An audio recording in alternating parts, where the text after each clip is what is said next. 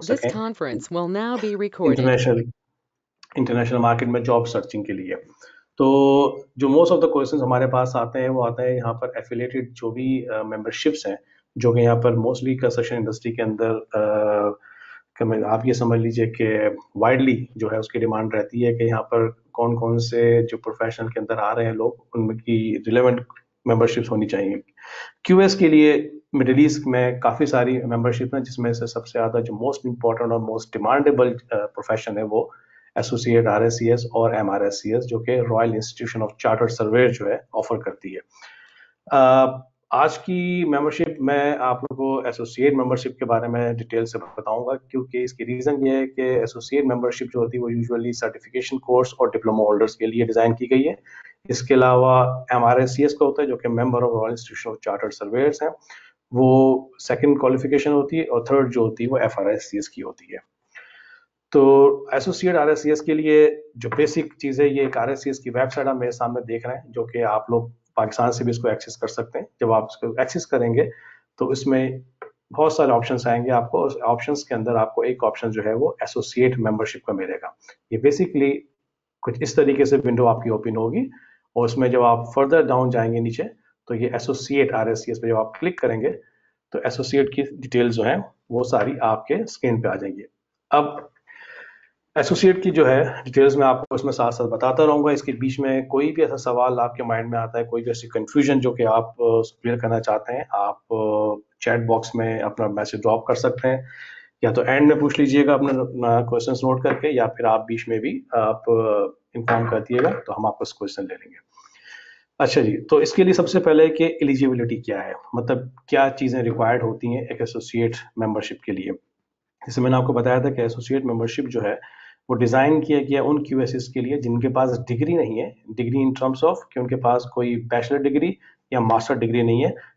Either उनके पास जो है वो एक सर्टिफिकेशन कोर्स है, या फिर उनके पास 3 इयर्स डिप्लोमा है, जो कि हमारे मोस्ट ऑफ द क्यूएसएस जो पाकिस्तान बेस्ड होते हैं, या समझे कि हम भी जो है जो यहाँ मिडल ईस्ट में काम कर रहे हैं, मोस्टली जो हमारी जो समझे कम्युनिटी है, क्यूएस कम्युनिटी, वो ज़्यादातर जो है वो डिप्लोमा से ही आती है।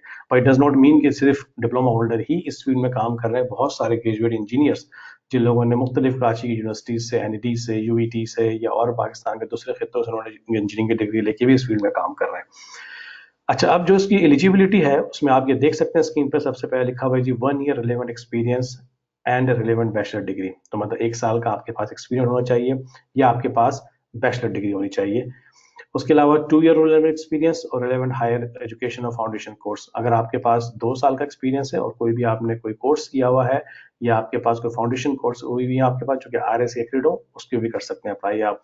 या फिर 4 year relevant experience with no qualification required, यानी कि अगर आपके पास मिसाल के तौर पर बहुत सारे, कभी बहुत सारे तो नहीं, कुछ ऐसे क्यूएसएस से हमारा भी वास्ता पड़ा है कि जिनके पास बड़ी अच्छी क्यूएस की उनके पास एक्सपीरियंस है, पाकिस्तान में काम कर रहे हैं, वो किस तरीके से प्रोफेशन में आए, I don't want to go on that detail, accidentally आया या किसी ने उनको रिकमेंड किया, हुआ ये कि उन्होंने प्रोफेशन शुरू कर दिया मगर उनके पास इवन का डिप्लोमा भी नहीं है। तो ऐसे भी क्यूएस जो कि सिर्फ क्यूएस एज अ काम कर रहे हैं और उनका 4 साल का एक्सपीरियंस हो चुका है, उनके पास कोई क्वालिफिकेशन नहीं है, डिप्लोमा भी नहीं है, वो भी इस रूट के अंदर अप्लाई कर सकते हैं। इसके अलावा any qualification must be directly related to your selected pathway. और फिर उसके बाद जो है ना इसके पाथवेज आते हैं, बहुत सारे पाथवे होते हैं, मतलब कैटेगरीज के, मतलब किस किस कैटेगरीज के अंदर जो है आप अप्लाई कर सकते हैं एसोसिएट मेंबरशिप के लिए। अच्छा, अब इसके बाद जब आप लाइक में अब आते हैं तो आपके पास ये सारी कैटेगरीज आती हैं जिस तरीके से, जिससे आपको पता चलेगा क्या क्या चीज़ें स्टेप बाय स्टेप रिक्वायर्ड है। तो सबसे पहले तो ये एक फर्स्ट ऑप्शन इसको कहते हैं डायरेक्ट एंट्री। ये डायरेक्ट एंट्री बेसिकली उनके लिए डिज़ाइन की गई है जिनके पास ऑलरेडी पहले से कोई मेंबरशिप है, और वो एक फर्दर बहुत लंबी डिटेल है। अगर आप में से कोई पहले से मेंबरशिप किसी के पास हो, मतलब इस मेंबरशिप का मतलब मैं क्लियर कर दूं, ये पीईसी की मेंबरशिप नहीं है, ना ही पाकिस्तान की कोई मेंबरशिप इसके अंदर इंक्लूड है। इंटरनेशनल अगर आपके पास किसी प्रोफेशनल बॉडी की मेंबरशिप है तो उसके बेसिस के ऊपर भी आप एसोसिएट मेंबरशिप ले सकते हैं। तो इसलिए मैं इसको स्किप कर रहा हूँ क्योंकि मैं नहीं समझता है बहुत सारे इसमें होंगे, शायद कोई हो तो मुझसे आप सेपरेटली कॉन्टेक्ट कर लीजिएगा, तो मैं आपको इसके बारे में स्पेसिफिकली बता दूंगा। अच्छा, अब यहाँ पर आते हैं पाथवे। पाथवे जो होता है बेसिकली कि आपने जब अपनी स्टडी स्टार्ट करनी है मेंबरशिप की, तो उसमें कौन कौन से जब पाथवे जैसे इस तरीके से होता है, जैसे आप ये समझ ली कि जब हम पढ़ रहे होते हैं हमारे प्री इंजीनियरिंग, प्री मेडिकल, और फिर जब हम लोग डिप्लोमा में आते हैं, डिप्लोमा भी आपने देखा होगा अपने कॉलेजेस के अंदर हमारे पास मैकेनिकल, सिविल, इलेक्ट्रिकल, इलेक्ट्रॉनिक्स और बहुत सारी दूसरी हमारे पास टेक्नोलॉजीज होती है। इस तरीके से आरएससीएस की भी डिफरेंट जो है वो पाथवेज हैं। जो एसोसिएट मेंबरशिप के लिए है, यहाँ आप देख सकते हैं 13 पाथवे हैं। हम इसको क्लिक करेंगे कि कौन कौन सी पाथवे हैं और आपने कौन सी सिलेक्ट करनी है, तो उसमें ये सब डिटेल्स नीचे पाथवे की आएंगी। इन पाथवे से जाने से पहले मैं आपको कुछ चीजें बता दूं जो कि इन्होंने अपने पेज पे दी हुई है। जैसे मैं कहा कि for associate qualification, associate membership के लिए 13 पाथवे अवेलेबल हैं और चार्टर मेंबरशिप के लिए 22 पाथवेज हैं। अच्छा, अब how we access assess your skill, अब वो पूछ रहे हैं आरएसएस कि हम आपने जो असेसमेंट आपने करनी है वो किस तरीके से चेक करनी है इस मेंबरशिप के लिए। तो for each sector pathway you will assess against the range of specific competencies. These are split between the mandatory, core, and optional competencies. Basically जब आप आरएससीएस के लिए एसोसिएट के लिए अप्लाई करते हैं तो आपके पास ये 3 कैटेगरीज होती हैं जिसमें आपने उनकी दी हुई जो रिक्वायरमेंट्स उनको पूरा करना होता है। इसमें मैंडेटरी कॉम्पिटेंसीज होती है, कोर कॉम्पिटेंसीज होती है और ऑप्शनल कॉम्पिटेंसीज होती है। तो मैंडेटरी कॉम्पिटेंसीज जो होती है उसमें personal and professional practice and business skills, these are same as all sectoral pathway. ये मैंडेटरी, जैसे हम लोग जब आपको याद होगा जब आप कॉलेज में ये पढ़ते थे, यूनिवर्सिटी में पढ़ा होगा, तो उसमें कुछ सब्जेक्ट होते थे मैंडेटरी जिसके अंदर हमारे पास इस्लामियात, इंग्लिश, उर्दू, इस तरह के सब्जेक्ट होते थे और बाकी हमारे पास कोर्स सब्जेक्ट हो गए जो जो कोर्स आप कर रहे होते हैं। तो इस तरीके से ये भी मैंडेटरी और ये मैंडेटरी तमाम पाथवेज के लिए पे एप्लीकेबल है, चाहे वो जो मैं नीचे आपको डिटेल से बताऊंगा अभी, किसी भी पाथवे में आप सेलेक्ट करेंगे सबके लिए ये मैंडेटरी है और ये कंपलसरी है। उसके बाद कोर कॉम्पिटेंसी से, तो कोर कॉम्पिटेंसी जो होती है जो कि यहाँ लिखी हुई है आप देख सकते हैं, the main skills of your chosen pathway. तो जो पाथवे हम नीचे भी बात करेंगे, जो भी पाथवे सिलेक्ट करेंगे उस पाथवे के हर पाथवे की अपनी जो है वो एक कोर कॉम्पिटेंसीज होंगी, जो कि आपको मैं अभी डिटेल से मजीद बता दूंगा कि वो कौन कौन सी होंगी। उसके बाद फिर ऑप्शनल कॉम्पिटेंसीज आती हैं।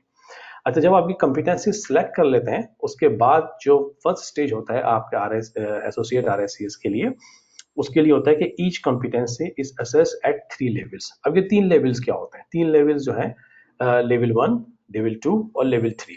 अब मैं इसको फर्दर बताने से पहले मैं एक छोटी सी आपको एक मिसाल देता हूँ जिससे आपको एक अंदाजा होगा कि मतलब ये बेसिकली लेवल 1, लेवल 2 होती क्या चीज़ है। यानी कि मैं अगर एक मोबाइल अपने हाथ में उठाता हूँ और आपसे मैं पूछता हूँ कि ये क्या चीज़ है, आप देखते बोलेंगे ये एक मोबाइल है, इट मीन्स ये लेवल 1 है। मीन्स आपको नॉलेज है और आपको अंडरस्टैंडिंग है। आपने चीज़ देखी, आपने बता दिया, तो ये नॉलेज हो गई, ये आपकी लेवल 1 की नॉलेज हो गई। लेवल 2 की नॉलेज क्या हो गई? Application of the knowledge. Means application of the knowledge मतलब अब मैंने आपसे कहा कि ये जो मोबाइल मेरे हाथ में है, हो सकता है कि एंड्रॉयड हो या वो आईफोन हो, आपको मैं पूछूंगा जी ये क्या चीज़ है, कौन सा मोबाइल है। तो जब मैं कौन सा पूछूंगा तो फिर आप मुझे बताएंगे जी ये जो है वो iOS मोबाइल है या फिर ये एंड्रॉयड मोबाइल है या फिर डिफरेंट किस्म के जो भी मॉडल्स आ रहे हैं ये उस मॉडल्स का मोबाइल है। ये हो गया लेवल 2, मतलब एप्लीकेशन ऑफ नॉलेज। लेवल 3 जो होती है वो हाई लेवल कहलाती है, जिसमें होता है इनका मतलब depth and systematic of technical knowledge and implementation. Means अब मैं आपसे ये तीसरा सवाल ये पूछूं कि भाई ठीक है, आपने बता दिया मेरे हाथ में मोबाइल है, आपने ये भी बता दिया कि कौन सा मोबाइल है। अब मैं आपसे ये पूछता हूँ मिस्टर XYZ, यार मुझे एक मोबाइल खरीदना है, अब मुझे बताइए कि मैं कौन सा मोबाइल खरीदूं और क्यों खरीदूं। अब आप मुझे बताएंगे कि जी आप इसमें आप iOS मोबाइल ले लें, एप्पल फोन, उसमें ये फीचर्स होती हैं, उसके ये फायदे होते हैं, उसके बहुत सारे फायदे होते हैं। आप एंड्रॉयड मोबाइल ले लीजिए, उसमें दूसरे फायदे होते हैं, उसमें आप बहुत सी एप्लीकेशन डाउनलोड कर सकते हैं। मतलब ये कि आप मुझे डिटेल से बताएंगे, उसकी टेक्निकलिटी भी बताएंगे मुझे, और वो कैसे यूज होता है वो भी बताएंगे। तो जब आप वो सब ये इन्फॉर्मेशन बता दें, इसका मतलब आपके पास एक लेवल 3 की नॉलेज है जो कि इन डेप्थ नॉलेज है। तो इसी तरीके से हमारी फील्ड में जब आप आते हैं और हम जब इस पाथवे में आते हैं और एसोसिएट के लिए अप्लाई करते हैं, जो कि ऊपर कंपिटेंसीज मैंने आपको बताई है, मैंडेटरी कंपिटेंसीज, कोर कंपिटेंसीज और ऑप्शनल कंपिटेंसीज। तो मैंडेटरी कंपिटेंसीज जो होती हैं इसके अंदर लेवल 1, लेवल 2 और एक लेवल 3 भी होती है। और जो कोर कंपिटेंसीज होती हैं ये सारी की सारी लेवल 3 होती है। ये जब इसको कोर कहा जाता है कि इसमें जितनी भी कंपिटेंसीज आप सिलेक्ट करेंगे ये सारी लेवल 3 की कंपिटेंसीज होंगी।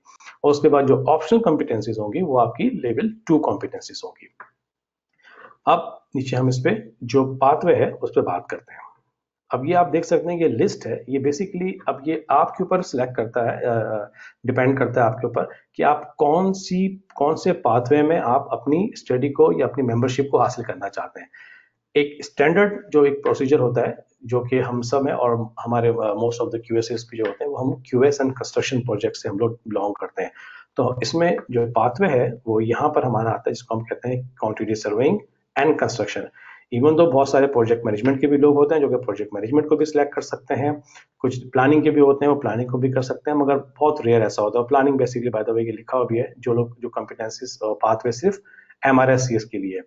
तो यूजुअली जैसे हमने भी जब किया तो हमने भी क्वांटिटी सर्विंग कंस्ट्रक्शन को सिलेक्ट किया, और आप लोग भी ज्यादातर क्वांटिटी सर्विंग और कंस्ट्रक्शन फील्ड से बिलोंग करते हैं, तो आपने इस पाथवे को आपने सिलेक्ट करना है। आपने जब आप इस पाथवे को सिलेक्ट करते हैं तब इस पाथवे की तमाम डिटेल्स आपके पास आती हैं कि आपने इस पाथवे में करना क्या है। आप यहाँ देख सकते हैं कि यहाँ पर लेफ्ट और राइट पे दो डिटेल्स बता रहे हैं, एक एसोसिएट मेंबरशिप के लिए और एक चार्टर्ड मेंबरशिप के लिए। आई डू नो के मतलब बहुत सारे हमारे ग्रेजुएट मेंबर भी हमारे ऐसे हैं इस वक्त, जो कि इस वक्त होता है हमारी इस वेबिनार को सुन रहे हों, और जो इंटरेस्टेड भी होंगे एमआरएससीएस के लिए, वो एलिजिबल भी हैं। तो वो क्योंकि तादाद कम है तो मैं उनसे क्वेश्चन रिक्वेस्ट करूंगा कि वो मुझसे सेपरेटली कांटेक्ट कर लें, तो मैं उनको वन टू वन उनको बाद में इस पर डिटेल बता दूंगा। मगर मोस्ट ऑफ द हमारे जो क्यूएसएस हैं वो डिप्लोमा होल्डर्स हैं, तो इसीलिए और आज का जो मैंने ये सेशन भी हमने सेलेक्ट किया है वो इसलिए कि हम एसोसिएट मेंबर को ज़्यादा डिस्कस करें, ताकि जो कि मैक्सिमम आप लोगों उसको समझ सकें कि किस तरीके से हासिल किया जा सकता है। अच्छा, अब देखें मिडिल ईस्ट में मैं थोड़ा सा अभी इससे हट के ज़रा सा आपको मजीद एक बैकग्राउंड बता दूं, क्योंकि बहुत सारे सवाल हमारे पास जब ये कोर्स हमने स्टार्ट किया था, तो हमें जो पाकिस्तान बेस हमारे क्वांटिटी सर्वे उन्होंने कहा था कि हमें से बहुत सी ख्वाहिश है कि हम मिडिल ईस्ट में आके इंटरनेशनल मार्केट में जॉब की तलाश करें। तो अब हम भी जब यहाँ पर आए थे, मतलब बशमूल मेरे खुद भी, मैं भी एक डिप्लोमा इंजीनियर हूँ, और उसके बाद फिर हमारे तरह बहुत सारे जितने भी हमारे मेंबर्स हैं मोस्टली जो है उसमें डिप्लोमा होल्डर्स हैं, मगर उसमें हमारे बहुत सारे एनईडी और यूईटी के भी ग्रेजुएट इंजीनियर्स हमारे साथ मौजूद हैं इस एसोसिएशन के अंदर। तो जब एज अ डिप्लोमा जब हम बाहर आए थे, और ये काफ़ी पुरानी बात है, ऑफ कोर्स मुझे भी तकरीबन 20-22 साल माशाल्लाह हो गए इस मिडल ईस्ट में जॉब करते हुए, तो उस वक्त डिप्लोमा होल्डर काफ़ी तादाद में आते थे, ऑफ कोर्स अभी भी आते हैं, और डिप्लोमा होल्डर हर फील्ड में उस वक्त काम कर रहे थे, चाहे वो आपकी कॉन्ट्रैक्टिंग कंपनीज हों, या वो कंसल्टेंट्स कंपनी हो, या कॉस्ट कंसल्टेंट्स हों, या फिर क्लाइंट के पास भी हों। फिर ग्रेजुअली हुआ है कि मिड 2000 के अंदर जब आरएससीएस फुली इन्वॉल्व हुई मिडिल ईस्ट में, तो उन्होंने अपनी एक रिक्वायरमेंट रख दी कि क्लाइंट और स्पेशली कंसल्टेंट्स, कॉस्ट कंसल्टेंट्स और क्लाइंट की उन्होंने ये रिक्वायरमेंट रखी कि जिनके पास प्रोफेशनल मेंबरशिप होगी और डिग्री होगी, वही लोग सिर्फ आ सकते हैं इस मतलब वो लोग अप्लाई कर सकते हैं कंसल्टेंट्स, क्यूएस, क्वांटिटी अपना कॉस्ट कंसल्टेंट्स और क्लाइंट के लिए। तो वो एक टाइम था कि जब हमने भी रियलाइज किया कि डिप्लोमा जो है वो is not enough for us कि हम उससे बेहतर जॉब हासिल कर सकें, वरना हम सिर्फ एक कॉन्ट्रैक्टिंग कंपनी की हद तक ही महदूद रह जाएंगे और हम आगे नहीं बढ़ पाएंगे, क्योंकि आपने कंसल्टेंट में जाने के लिए, या कॉस्ट कंसल्टेंट में जॉब अप्लाई करने के लिए, या क्लाइंट के लिए जॉब अप्लाई करने के लिए मिनिमम डिग्री हो, और उसके साथ साथ कोई आपके पास मेंबरशिप हो, जो कि सबसे ज़्यादा रिकॉग्नाइज मेंबरशिप हो, आरएसएस की होती है। तो इसके लिए तो मैं आप सब सबसे ये रिक्वेस्ट करूंगा कि इट डज नॉट मीन कि मैं आप लोगों को कोई मतलब नाउमीद कर रहा हूँ, डिसअपॉइंट कर रहा हूँ कि आप लोग को कोई जॉब नहीं मिल सकती या आप लोग एलिजिबल नहीं है यहाँ आने के लिए। आप लोग बिल्कुल हैं, क्योंकि आपके पास एक अच्छा एक्सपीरियंस है पाकिस्तान का, और जो यहाँ के जो भी काम है, जहाँ जिस तरीके से यहाँ जो काम होता है, वो हम आपके साथ इस एलिमेंट्री कोर्स के अंदर हमारे तमाम जितने साथी हम आपको इस वक्त ट्रेनिंग दे रहे हैं वो आपके साथ वक्त के साथ शेयर कर देंगे, ताकि आपको यहाँ की सारी इन्फॉर्मेशन हम दें, ताकि आप मेंटली तौर पर प्रिपेयर्ड हों कि आपके मार्केट में यहाँ पर आके कैसे जॉब सर्च करनी है और यहाँ की रिक्वायरमेंट क्या क्या होती है। Anyway, back to the topic. तो क्योंकि अब यहाँ पर आने के बाद, अब जैसे मैंने आपको बताया कि इस वक्त ट्रेंड बन चुका है पूरे ऑलमोस्ट मिडिल ईस्ट के अंदर, ऑलमोस्ट हो सकता है कि शायद अभी बहुत सारे कंसल्टेंट या कॉस्ट कंसल्टेंट जो है वो डिप्लोमा होल्डर कंसिडर कर रहे हो, बट मेरी नॉलेज में नहीं है, हो सकता है शायद हो। तो मेजोरिटी की जब मैं बात करूंगा कि वाइडली क्या हो रहा है यहाँ पर, सबसे ज्यादा ये हो रहा है जो डिप्लोमा होल्डर्स हैं वो बेसिकली कॉन्ट्रैक्टिंग कंपनी में ही जाते हैं यहाँ पर, और वहां पर रहते हुए काम सीख के फिर आस्ते आस्ते अपनी क्वालिफिकेशन को अपग्रेड करके आप आगे मूव होना शुरू हो जाते हैं। बहुत सारे हमारे मेंबर यहाँ पर चार्टर्ड मेंबर भी हैं ऐसे, जो कि इस वक्त कंटिन्यू कॉन्ट्रैक्टिंग कंपनी में काम करें, कि माशाल्लाह वो अपना अच्छा उनकी पोजीशन है, अच्छी उनकी अर्निंग है, तो वो उसी में उन्होंने कंटिन्यू रखी हुई अपनी प्रोफेशन को। तो एसोसिएट का इसलिए ईजी होता है, जब आप कॉन्ट्रैक्टिंग कंपनी में आ जाते हैं, आप एक मरतबा यहाँ आने के बाद, या अगर आप पाकिस्तान से की मेंबरशिप हासिल कर लेते हैं, तो आपके चांसेस जो है वो ज़्यादा बढ़ जाते हैं, ताकि जो भी आप कहीं अप्लाई करेंगे, आपको सोचिए अगर आपके पास एक डिप्लोमा है, और अगर एक कंपनी में कोई जॉब आती है उसमें लिखा होता है कि जी 10 ईयर एक्सपीरियंस का हमें क्यूएस चाहिए जिसके पास इंफ्रास्ट्रक्चर या बिल्डिंग एक्सपीरियंस हो और साथ साथ कोई मेंबरशिप हो, और अगर आप उसमें लिख देते हैं कि एसोसिएट मेंबरशिप आपके पास है, तो ऑब्वियसली जो भी सिलेक्टर होगा वही कोशिश करेगा, अरे दो बंदे हैं, दो डिप्लोमा होल्डर है, मगर एक के पास एसोसिएट आरएससीएस दूसरे के पास नहीं है, तो डेफिनेटली वो कंसीडर करेगा कि मैं एसोसिएट आरएससीएस वाले बंदे को अप्रोच करूं मैं, ताकि उनको पता होता है कि इसकी नॉलेज ज्यादा बेहतर होगी अगले से, और ये कंपनी के लिए आगे जाके मजीद फायदेमंद साबित हो सकता है। और एसोसिएट के साथ साथ आप कॉस्ट कंसल्टेंट में भी अप्लाई कर सकते हैं और कंसल्टेंट में भी अप्लाई कर सकते हैं। तो ये तो एक था बैकग्राउंड के मतलब ये क्यों जरूरी है मिडिल ईस्ट में जॉब हासिल करने के लिए मेंबरशिप। अच्छा जी, अब दोबारा हम ये बात करते हैं एसोसिएट मेंबरशिप के लिए। अब आप यहाँ देख सकते हैं, to become an associate membership on the quantity surveying construction pathway you will be assessed against 5 core competencies and 1 optional competencies। अब एसोसिएट के लिए जो है, अगेन मैं इस तरफ नहीं जा रहा हूँ चार्टर्ड की, मैं फिर कभी डिटेल से आप लोगों को बता दूंगा। तो इसके लिए आपको वो कोर कॉम्पिटेंसीज है। इस कोर कॉम्पिटेंसीज में जो शुरू में यहाँ लिखा हुआ है जी 5 कोर कॉम्पिटेंसीज, तो 5 कोर कॉम्पिटेंसीज कौन सी होगी आपकी, वो होगी construction technology and environmental services. इन सब के बारे में मजीद थोड़ा सा मैं भी आपको थोड़ी देर में और डिटेल से बता दूंगा मैं। उसके बाद contract practice, procurement and tendering, project financial controlling and reporting, quantification and costing on construction works, और ऑप्शनल कॉम्पिटेंसी जो है इसमें लिखा हुआ है ऊपर देखें, one of the optional competency, मतलब इस 3 कॉम्पिटेंसीज के अंदर से कोई भी एक कॉम्पिटेंसी जो है वो आप सिलेक्ट कर सकते हैं। तो इसमें commercial management construction, BIM management, design economics and cost planning. अच्छा, इस तीनों के बारे में थोड़ा सा मैं आपको हिंट ये दे दूं कि जो क्यूएसएस इस वक्त करंटली पाकिस्तान के अंदर भी किसी कॉन्ट्रैक्टिंग कंपनी में जॉब कर रहे हैं, तो उनके लिए ये लाजमी है कि वो कमर्शियल मैनेजमेंट एंड कंस्ट्रक्शन को सिलेक्ट करें। ये मैं आपको अभी पाथवे गाइड के अंदर मजीद डिटेल से और समझा दूंगा। और जो लोग जो क्यूएसएस इस वक्त किसी क्लाइंट के साथ काम कर रहे हैं या कंसल्टेंट्स के साथ काम कर रहे हैं या कॉस्ट कंसल्टेंट के साथ काम कर रहे हैं, उनके लिए रिक्वायर्ड ये है कि वो design economics and cost planning को जो है वो सिलेक्ट करें। ये मैं आपको फर्दर आके जाके बता दूंगा क्यों करना है इसको। अच्छा, बिम मैनेजमेंट, बिम जो है ये आजकल समझिए कि बहुत ज़्यादा इन है और बहुत ज़्यादा इस वक्त बहुत तेज़ी से जो है ये यूज़ हो रही है डिज़ाइनिंग के अंदर भी और क्वांटिटी सर्वेइंग के अंदर भी। ये बेसिकली एक पूरा एक डिफरेंट कोर्स है, और आरएसीएस आपको ऑफर ये करता है कि जब आप ऑप्शनल टूल्स को लेते हैं और पढ़ते हैं इसको, तो आपको बहुत सारी बेसिक इन्फॉर्मेशन आपको जो है वो क्लियर होती है कि बिम होता क्या है। आई एम श्योर कि बहुत से आप में से ऐसे होंगे जो कि जिन्होंने के नाम सुना हुआ होगा और पाकिस्तान में आई एम श्योर कहीं ना कहीं ये यूज़ भी हो रहा होगा, मगर ज़ाहिर बात है मैं इस वक्त पाकिस्तान में नहीं हूँ और इतना तो मुझे पाकिस्तान का एक्सपीरियंस नहीं है, क्योंकि मैंने खैर कैरियर तो ही बात है पाकिस्तान शुरू किया था, मगर तकरीबन 98 से तो मैं मिडिल ईस्ट में ही हूँ, तो आई एम श्योर कहीं ना कहीं बिम यूज भी हो रहा होगा। तो ये हो गई कॉम्पिटेंसीज जो कि आपने पढ़नी होंगी, ठीक है। अब आपने ये नीचे लिखा हुआ है download the quantity surveying construction pathway. तो अब ये पाथवे जो है आपने यहाँ से आप क्लिक करेंगे और पाथवे आप डाउनलोड करेंगे। ये पाथवे जब आप क्लिक करेंगे तो आपके पास की विंडो खुल जाएगी। फरवरी 2017 के अंदर उन्होंने लास्ट वर्जन जो है वो एसोसिएट क्वांटिटी सर्विंग वालों के लिए उन्होंने ये पब्लिश किया था, जिसको अभी तक अपडेट नहीं किया गया, उससे फर्दर शायद आगे जाके इसको वो मजीद अपडेट कर दें। अब हम इसको देखते हैं डिटेल से। इसमें सबसे पहले आएगा आपके बारे में competencies, what is quantity surveying, technical competencies, mandatory competencies and CPD. CPD क्या होती है? Basically is a continuing professional development. इसको हम आगे मजीद जाके और डिटेल से समझते हैं कि क्या चीजें होती हैं। अब सबसे पहले तो ये आ गया इंट्रोडक्शन। शो की थोड़ी सी स्क्रीन शायद छोटी है, इसको अगर मैं अपने तौर पे अगर बढ़ा सका तो एनीवे मैं हमें यहाँ से ऑप्शन नहीं आ रहा। आई होप कि मतलब आप लोग देख सकते हैं, मगर अगर आपको मजीद इसके बाद भी कोई इन्फॉर्मेशन चाहिए हो, देखना हो, तो आप उसको जो मैं आपको जो बच्ची से बता रहा हूँ उसको खुद भी डाउनलोड करके आप देख सकते हैं।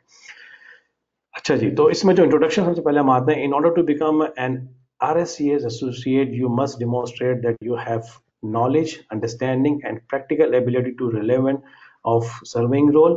In this case, quantity surveying. तो इसमें ये आपसे ये कह रहे हैं कि अगर आप RSCS associate के लिए अप्लाई करना चाहते हैं तो आपने डिमोन्स्ट्रेट करना है, मतलब आपने शो करना है कि आपकी नॉलेज, आपकी अंडरस्टैंडिंग और प्रैक्टिकल एबिलिटी जो है वो क्वांटिटी सर्वेइंग प्रोफेशन के अंदर हो। मतलब जैसे मैंने शुरू में बताया था कि आपका प्रोफेशन क्वांटिटी सर्वेयर होना चाहिए। The guide explains the competencies of your pathway with examples on how you can show your you meet the requirements, मतलब इसमें जो डिटेल हम पढ़ेंगे इसमें आपको पूरा बताया जाएगा एग्जाम्पल के साथ किस तरीके से जो है आप वो रिक्वायरमेंट्स को मीट कर सकते हैं, जो कि इसके लिए जो कि रिक्वायरमेंट है एसोसिएट मेंबरशिप लेने के लिए। Refer to this guide while preparing your submission of assessment. The associate candidate gives further essential information on how to prepare assessment. ये एसोसिएट असेसमेंट गाइड भी है, इसको भी आप चाहे तो डाउनलोड कर सकते हैं और इससे भी मजीद आपको इन्फॉर्मेशन मिल सकती है। Competencies is the knowledge, skills, ability and behavior needed for a particular role or task. RSES competencies equip you to work in your chosen pathway. तो अब ये पाथवे की जब बात आ रही है कि यार कॉम्पिटेंसी जो होती है वो आपको आपकी नॉलेज, आपकी स्किल, उसको कैसे यूज करना है, उसको कैसे उसके टास्क करना है, ये आपको तमाम चीजें जो है वो आपको पाथवे के अंदर आपको पढ़ने के साथ साथ आपकी उसमें जो है वो कहना चाहिए कि इन्हांस होगी आपकी नॉलेज, मजीद आपको उससे सीखने को मिलेगा। अच्छा, the 6 technical competencies are the pathway specific hard skills needed for your role. इसमें जो 6 टेक्निकल कॉम्पिटेंसीज हैं उसको भी आप अब आगे जाके डिटेल से पढ़ेंगे वो कौन कौन सी हैं। The 8 mandatory competencies are the soft competencies. तो इसमें कुछ उन्होंने हार्ड और सॉफ्ट का नाम उसमें दिया हुआ है कि मतलब ये टफ है जो कि लेवल 3 कॉम्पिटेंसीज हैं, उसके अलावा जो है सॉफ्ट जो है वो लेवल 1 कॉम्पिटेंसीज हैं। अच्छा, व्हाट इज क्वांटिटी सर्विंग? अब ये कॉमन सवाल है, जाहिर बात है इसका जवाब आप सब लोग को पता होगा, आप लोग की डे टू डे जॉब है कि क्वांटिटी सर्विंग क्या होता है, मगर आरएससीएस इस चीज को कैसे डिफाइन करता है कि क्वांटिटी सर्विंग आरएससीएस की नजर में क्या है, वो हम देखते हैं। Quantity surveying is a concern with controlling and managing the cost of construction project. तो सबसे पहले वो कह रहा है quantity surveying is a concern that the controlling and managing the cost of the construction project. तो quantity survey जो होता है जब किसी भी प्रोजेक्ट को मैनेज करना, उसको कंट्रोल करना, उसके कॉस्ट को, किसी प्रोजेक्ट को, वो क्वांटिटी सर्वेइंग है। As an associate RSCS, as an associate in quantity surveying and construction, you could be involved with any stage of a project from feasibility, design, construction through to extension, refurbishment, maintenance और even demolition. अब ये कह रहा है, अब इसमें थोड़ा सा मैं आपको मजीद डिटेल से ये बताऊं कि आरएससीएस जो है, जो रॉयल इंस्टीट्यूट चार्टर्ड सर्वेयर है, जब आप इसके मेंबर बन जाते हैं, इवन दो के जैसे मैंने कहा कि मेंबरशिप जो हमारे क्यूएससीज होते हैं वो डिफरेंट बैकग्राउंड से आते हैं, जिसमें से कुछ लोग जो होते हैं वो कॉन्ट्रैक्टिंग बैकग्राउंड से आते हैं, कुछ लोग कंसल्टेंट बैकग्राउंड से आते हैं, कुछ लोग कॉस्ट कंसल्टेंट से आते हैं, कुछ लोग जो होते हैं वो क्लाइंट के लिए काम कर रहे होते हैं, उनका क्लाइंट बैकग्राउंड होता है। मगर जब आप आरएससीएस की मेंबरशिप बन जाते हैं तो RSCS basically is a common product. As a common product means वो ये कहते हैं कि जी हमारा जो मेंबर है, हमने इसको इस पूरी जर्नी के अंदर जो उसकी थी पढ़ाई की जर्नी, जब ये एसोसिएट मेंबर बना या एमआरएससीएस बना या एफआरएससीएस बना, तो इसने की तमाम चीजें हासिल कर ली हैं जो कि एक क्यूएस के लिए, चाहे वो किसी भी रोल में काम कर रहा हो, कॉन्ट्रैक्टर, कंसल्टेंट, क्लाइंट, वो कहीं भी उस आप इस मेंबर को फिट कर सकते हैं क्योंकि उसके पास तमाम वो नॉलेज आ चुकी है। अब वो नॉलेज क्या क्या है आप यहाँ देख सकते हैं। You could be involve with any stage of the project, मतलब आप इस मेंबरशिप के बाद जो है वो किसी भी प्रोजेक्ट के स्टेज पे आप इन्वॉल्व हो सकते हैं। उसमें कौन कौन से स्टेजेस हैं? पहला स्टेज फिजिबिलिटी। और फिजिबिलिटी स्टेज क्या होता है? फिजिबिलिटी स्टेज वो होता है जब एक प्रोजेक्ट की सिर्फ एक थॉट आई है। Thought means Inception. Inception means कि मतलब अभी आपने सोचा है किसी क्लाइंट ने कि यार मुझे एक प्रोजेक्ट बनाना है। अब वो प्रोजेक्ट बनाना है, मिसाल के तौर पर उसने कोई होटल प्रोजेक्ट है उसका, या कोई रेजिडेंशियल प्रोजेक्ट है, या फिर इंफ्रास्ट्रक्चर का प्रोजेक्ट है, तो उसके बारे में सोचा तो वो क्लाइंट कहेगा जी मेरे पास इतने अमाउंट का बजट है और मेरे पास जगह है, आप मुझे बताएं क्या क्या चीज़ें रिक्वायरमेंट होंगी। तो आप एक रफ एस्टिमेट करते हैं, आप ये देखते हैं प्रोजेक्ट कहाँ बनाना है, वहाँ की लीगल रिक्वायरमेंट्स क्या है, लाइसेंसेस, इन्वायरमेंटल कंट्रोल डिपार्टमेंट और कौन कौन से डिपार्टमेंट जहाँ जहाँ से अप्रूवल लेनी होगी, उसकी कितनी कॉस्ट आएगी। एक टेंटेटिव कंस्ट्रक्शन कॉस्ट निकालते हैं आप, जो कि इंसेप्शन के ऊपर डिपेंड होता है क्योंकि उसमें डिटेल ड्राइंग्स बनी होती, कुछ भी नहीं होता, एक इंसेप्शन होता है खाली, जो कि क्लाइंट की इंफॉर्मेशन के ऊपर आप बनाते हैं। तो वो एक फिजिबिलिटी रिपोर्ट होती है कि जी ये काम ऐसे हो सकता है और इस पर टेंटेटिवली इतनी कॉस्ट आएगी। डिजाइन एंड कंस्ट्रक्शन, ये हो गया प्री कॉन्ट्रैक्ट, जब एक प्रोजेक्ट लॉन्च होने से पहले उसका डिजाइन होगा और उसको कैसे कंस्ट्रक्ट करना है, तो उस डिजाइनिंग के ऊपर कितनी कॉस्ट आएगी, वो तमाम चीजों के ऊपर भी क्यूएस की इन्वॉल्वमेंट रहती है। फिर आगे लिखा हुआ है थ्रू टू एक्सटेंशन, जैसे जैसे वो आगे बढ़ता रहेगा, मतलब कंस्ट्रक्शन का फेज आएगा, उसमें भी आपके इन्वॉल्वमेंट, जो कि हम मोस्ट ऑफ द क्यूएस जो है उसी में इन्वॉल्व होते हैं, एक्सटेंशन में। फिर कुछ प्रोजेक्ट आते हैं इसको हम कहते हैं रिफर्बिशमेंट। रिफर्बिशमेंट जो है उसमें हमारे बहुत से प्रोजेक्ट ऐसे आ जाते हैं जो कि जिनमें समझिएगा होटलिंग है, जैसे होटलिंग के अंदर रिफर्बिशमेंट की जरूरत पड़ती है कि मतलब आपने उसकी चीज़ों को चेंज करना है, उसको अपग्रेड करना है, और थोड़ा सा टाइम के हिसाब से अगर बिल्डिंग पुरानी है तो उसको बिल्डिंग को जो है किस तरीके से उसमें चेंजेस लाके as per the new law, new requirement के हिसाब से या न्यू मटेरियल के हिसाब से कैसे अपग्रेड कर सकते हैं। जाहिर बात है उसके लिए क्यूएस की जरूरत पड़ेगी जो कि उसको क्वांटिफाई करे और उसका कॉस्ट उसके उसके दे सके, तो रिफर्बिशमेंट प्रोजेक्ट्स वो कहलाते हैं। Maintenance and even demolition, so maintenance project वही जो कि कंप्लीशन होने के बाद ये यूजुअली बिल्डिंग्स में आती हैं, और होटल्स प्रोजेक्ट्स भी हो सकती हैं, मगर इसमें साथ साथ इंफ्रा भी आ सकता है। जैसे आपने देखो इंफ्रा के भी रोड प्रोजेक्ट्स होते हैं, कंप्लीट होने के बाद उनको रीकारपेटिंग होती है, उनकी पैचिंग वर्क्स होती हैं, जहाँ जहाँ डैमेजेस से काम होते हैं। बिल्डिंग वर्क के अंदर मेंटेनेंस वर्क्स होता है, उसको अगर अपग्रेड करना है बिल्डिंग को तो उसमें जो भी मेंटेनेंस का प्रोजेक्ट होगा उसको मेंटेनेंस में आएगा। एंड इवन डेमोलेशन, मतलब जो प्रोजेक्ट की लाइफ कंप्लीट हो गई उसके बाद जाहिर बात है एक लाइफ होती है बिल्डिंग, उसके बाद बिल्डिंग डेमोलेशन होती है। जो डेमोलेशन भी होती है उसमें भी क्यूएस की इन्वॉल्वमेंट होती है कि डेमोलेशन की कॉस्ट कैसे आएगी, कौन सा क्राइटेरिया अडॉप्ट होगा डेमोलेशन के लिए। तो समझेंगे कि पूरी एक लाइफ साइकिल कॉस्ट पे जो है क्यूएस जो है वो इंसेप्शन से लेके जहां ना इंजीनियर की जरूरत पड़ रही है, ना प्रोजेक्ट मैनेजर की जरूरत पड़ रही है, ना किसी डिजाइनर की जरूरत पड़ रही है, मगर क्यूएस की जरूरत उस स्टेज पे ही पड़ रही है। और एक डेमोलेशन का टाइम ना अगेन किसी प्रोजेक्ट मैनेजर की जरूरत शायद ना पड़ रही हो, किसी कंस्ट्रक्शन में, मगर क्यूएस उस वक्त भी रिक्वायर्ड होगा। तो पूरे इस through out the construction phase QS की रिक्वायरमेंट हर स्टेप पे रहती है। तो this is what the QS profession so important for us. उसके बाद हम फर्दर उसको देखते हैं। The construction industry is global and wide ranging, it includes, अब कंस्ट्रक्शन इंडस्ट्री ऑफ कोर्स एक बहुत बड़ी ग्लोबल इंडस्ट्री है, इसके अंदर बहुत सारी चीजें आती हैं जिसमें such as real estate. Real estate में क्या क्या चीजें आती हैं? Residential, commercial, industrial, leisure, agriculture and और रिटेल प्रोजेक्ट्स। तो उसमें जो कंस्ट्रक्शन समझे कि रियल एस्टेट को आप का नाम ये दे सकते हैं बिल्डिंग कंस्ट्रक्शन, जिसमें रेजिडेंशियल बिल्डिंग्स हो सकती हैं, कमर्शियल बिल्डिंग हो सकती हैं, इंडस्ट्रियल बिल्डिंग हो सकती हैं जैसे वेयर हाउस वगैरह से होते हैं, उसमें लेजर आ सकता है, उसमें एग्रीकल्चर के प्रोजेक्ट्स आ सकते हैं, उसमें रिटेल प्रोजेक्ट्स भी आ सकते हैं। तो ये सारी जो है ये बेसिकली बिल्डिंग प्रोजेक्ट्स में शुमार होगा इनका। और उसके बाद है infrastructure project. Infrastructure project of course इसमें कोई इतनी डिटेल बताने की जरूरत नहीं, आप सबको अंदाजा है। इसमें roads, railways, waterways, airports, sea port, coastal defence, power generation and utilities, ये तमाम चीजें इंफ्रास्ट्रक्चर में आती है। फिर उसके बाद है process engineering, chemical engineering, plant and oil and gas. Basically ये ऑयल एंड गैस जो कि फील्ड होती है, आप आई एम श्योर कि आप लोगों ने बहुत सोने ये वर्ड सुना हुआ होगा। इसमें ऑयल एंड गैस के अंदर भी डिफरेंट, एक समझेगा जैसे बिल्डिंग क्यूएस, एक इंफ्रास्ट्रक्चर क्यूएस, इस तरीके से ऑयल एंड गैस का भी एक डिफरेंट इंडस्ट्री है जो कि जिसकी जॉब बहुत ज्यादा नहीं होती मगर बहुत डिमांडेड होती है और बहुत स्पेसिफिक किस्म की जॉब होती है, बड़े स्पेसिफिक एक्सपीरियंस चाहिए होता है इसके लिए। और जो क्यूएस इस फील्ड में काम कर रहे होते हैं, हम श्योर वो बहुत डिमांडेबल उनकी जॉब होती है, क्योंकि उनके पास एक बड़ा स्पेसिफिक तजुर्बा होता है जो कि ऑयल एंड गैस का होता है। अच्छा जी, working in a quantity surveying role, you will be gaining an understanding of the technical aspect of the construction or the whole life of the building or facility। तो अब ये कहेंगे जी, आप जब क्यूएस की फील्ड में काम करते हैं, क्यूएस का आपका रोल होता है, तो आपकी जो नॉलेज होती है, जैसे मैंने आपको बताया, वो एक पूरी टेक्निकल एक्सपेक्ट होती है कंस्ट्रक्शन की, जो कि overall the whole life building and facility, मतलब इंसेप्शन से, जैसे मैंने कहा, लेकर डिमोलेशन तक, the whole life cycle of the building आपकी इन्वॉल्वमेंट रहती है।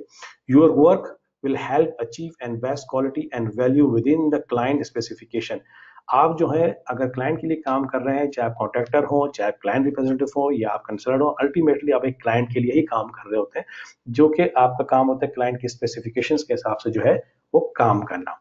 You will need to understand contracts, budget, quantities, measurements. आपको जो है वो अपनी अंडरस्टैंडिंग जो होती है, अपनी नॉलेज जो है वो कॉन्ट्रैक्ट्स के बारे में भी आपने रखनी होती है, आपने जो बजटिंग कैसे होती है उसके बारे में भी, और एक नॉर्मल क्वांटिफिकेशन जो हम करते हैं, क्वांटिटीज होती हैं वो, और मेजरमेंट्स, ये तमाम चीजें आपने करनी होती हैं। You are likely to be involved in a range of services from cost consultancy to contract management। और इसमें ये होता है कि आपकी इन्वॉल्वमेंट पूरी कॉस्ट कंसल्टेंसी, मतलब कॉस्ट कैलकुलेशन के साथ से लेकर आपकी कॉन्ट्रैक्ट को कैसे मैनेज करना है इन अ पोस्ट कॉन्ट्रैक्ट, तमाम चीजें आपने करनी होती हैं। When you qualify as an RICS associate, you are likely to be working under supervision, but you will be using many of the core technical skills of the quantity surveying। जब आप associate member बन जाते हैं तो definitely आप किसी न किसी के अंडर में आप काम कर रहे होते हैं, और जब तक कि आप इस सीनियर पोजीशन पे नहीं आ जाते, मगर आपकी जो कोर कॉम्पिटेंसीज होती है वो आपकी क्वांटिटी सर्विंग होती है, and contribute to some activities more likely perform by a chartered survey such as benchmarking, life cycle and whole life costing and producing submitting reports to the client. अब जो role होता है QS का, जो समझिए कि एसोसिएट आरएससीएस के जो मेंबर होते हैं उनके लिए और क्वांटिटी सर्वेइंग के लिए, कि आपने कंट्रीब्यूट करना होता है to likely perform the chartered surveyor, आपका डेजिग्नेशन चार्टर्ड सर्वेयर हो जाता है, और सच एज बेंचमार्किंग। बेंचमार्किंग क्या होती है? कॉस्टिंग। किसी भी उसके लिए जब हम बेंचमार्किंग करते हैं कि इसके लिए क्या रिक्वायरमेंट होगी, इसकी कितनी कॉस्ट आएगी। लाइफ साइकिल कॉस्ट, अगेन जैसे थोड़ी देर पहले मैंने आपको एक्सप्लेन किया कि इंसेप्शन से लेके, मतलब डिजाइन से पहले, इंसेप्शन से लेकर डिमोलेशन तक, द होल लाइफ कॉस्टिंग, उसकी तमाम costing, and producing submitting reports the client, जो भी उसकी रिपोर्ट्स होती हैं आपने बनानी है, उसको सबमिट करने की तमाम रिस्पॉन्सिबिलिटी जो है वो एक क्यूएस की होती है। तो ये बेसिकली एक डिफाइन करता है, जो हमने शुरू में पढ़ा कि व्हाट इज क्वांटिटी सर्वेइंग। सो आरएससीएस के हिसाब से ये पूरी चीजें जो मैंने आपको एक्सप्लेन की, ये तमाम चीजें डेफिनेशन में आती है कि what quantity surveying is all about. I do understand कि बहुत सारे हमारे क्यूएसएस की नॉलेज लिमिटेड रहती है पाकिस्तान के अंदर स्पेशली, वो सिर्फ एक स्पेसिफिक चीज पे काम कर रहे होते हैं, या वो बिलिंग पे काम कर रहे होते हैं, या शायद कॉस्टिंग पे काम कर रहे होते हैं, या फिर सिर्फ बजटिंग पे काम कर रहे होते हैं। मगर जब आप आरएससीएस को पढ़ना शुरू करते हैं तो तमाम चीजें जो होती हैं, जो बाकी चीजें जहाँ पर आपको एक्सपोजर नहीं मिल पाता, आपको अप्रोच नहीं हो पाती आपकी, कि आप उनको भी, उनके बारे में आपको मालूमात हो या कैसे काम होता है, वो सब कुछ आपको इस पढ़ाई के दौरान आपको नॉलेज गेन करते हैं आप। अब आ जाइए क्वांटिटी सर्विंग कॉम्पिटेंसीज के ऊपर, कि जो हमने थोड़ी देर पहले पढ़ा था 5 कॉम्पिटेंसीज और 8 कॉम्पिटेंसी वो कौन कौन सी होती है। अब इसमें आप देखें, you must complete the following 5 technical competencies. अब ये जितनी कॉम्पिटेंसीज में से आपने 5 कॉम्पिटेंसीज जो है वो आपने सेलेक्ट करनी है, जिसमें से construction technology, environmental, contract practice, procurement and tendering, project financial controlling. ये मैं मजीद आपको अभी आगे जाके थोड़ा सा और डिटेल से बताऊंगा इसमें मजीद क्या क्या चीजें होती हैं। Quantification and costing and construction work plus one of the following technical company, और वही इन तीनों में से कोई भी एक।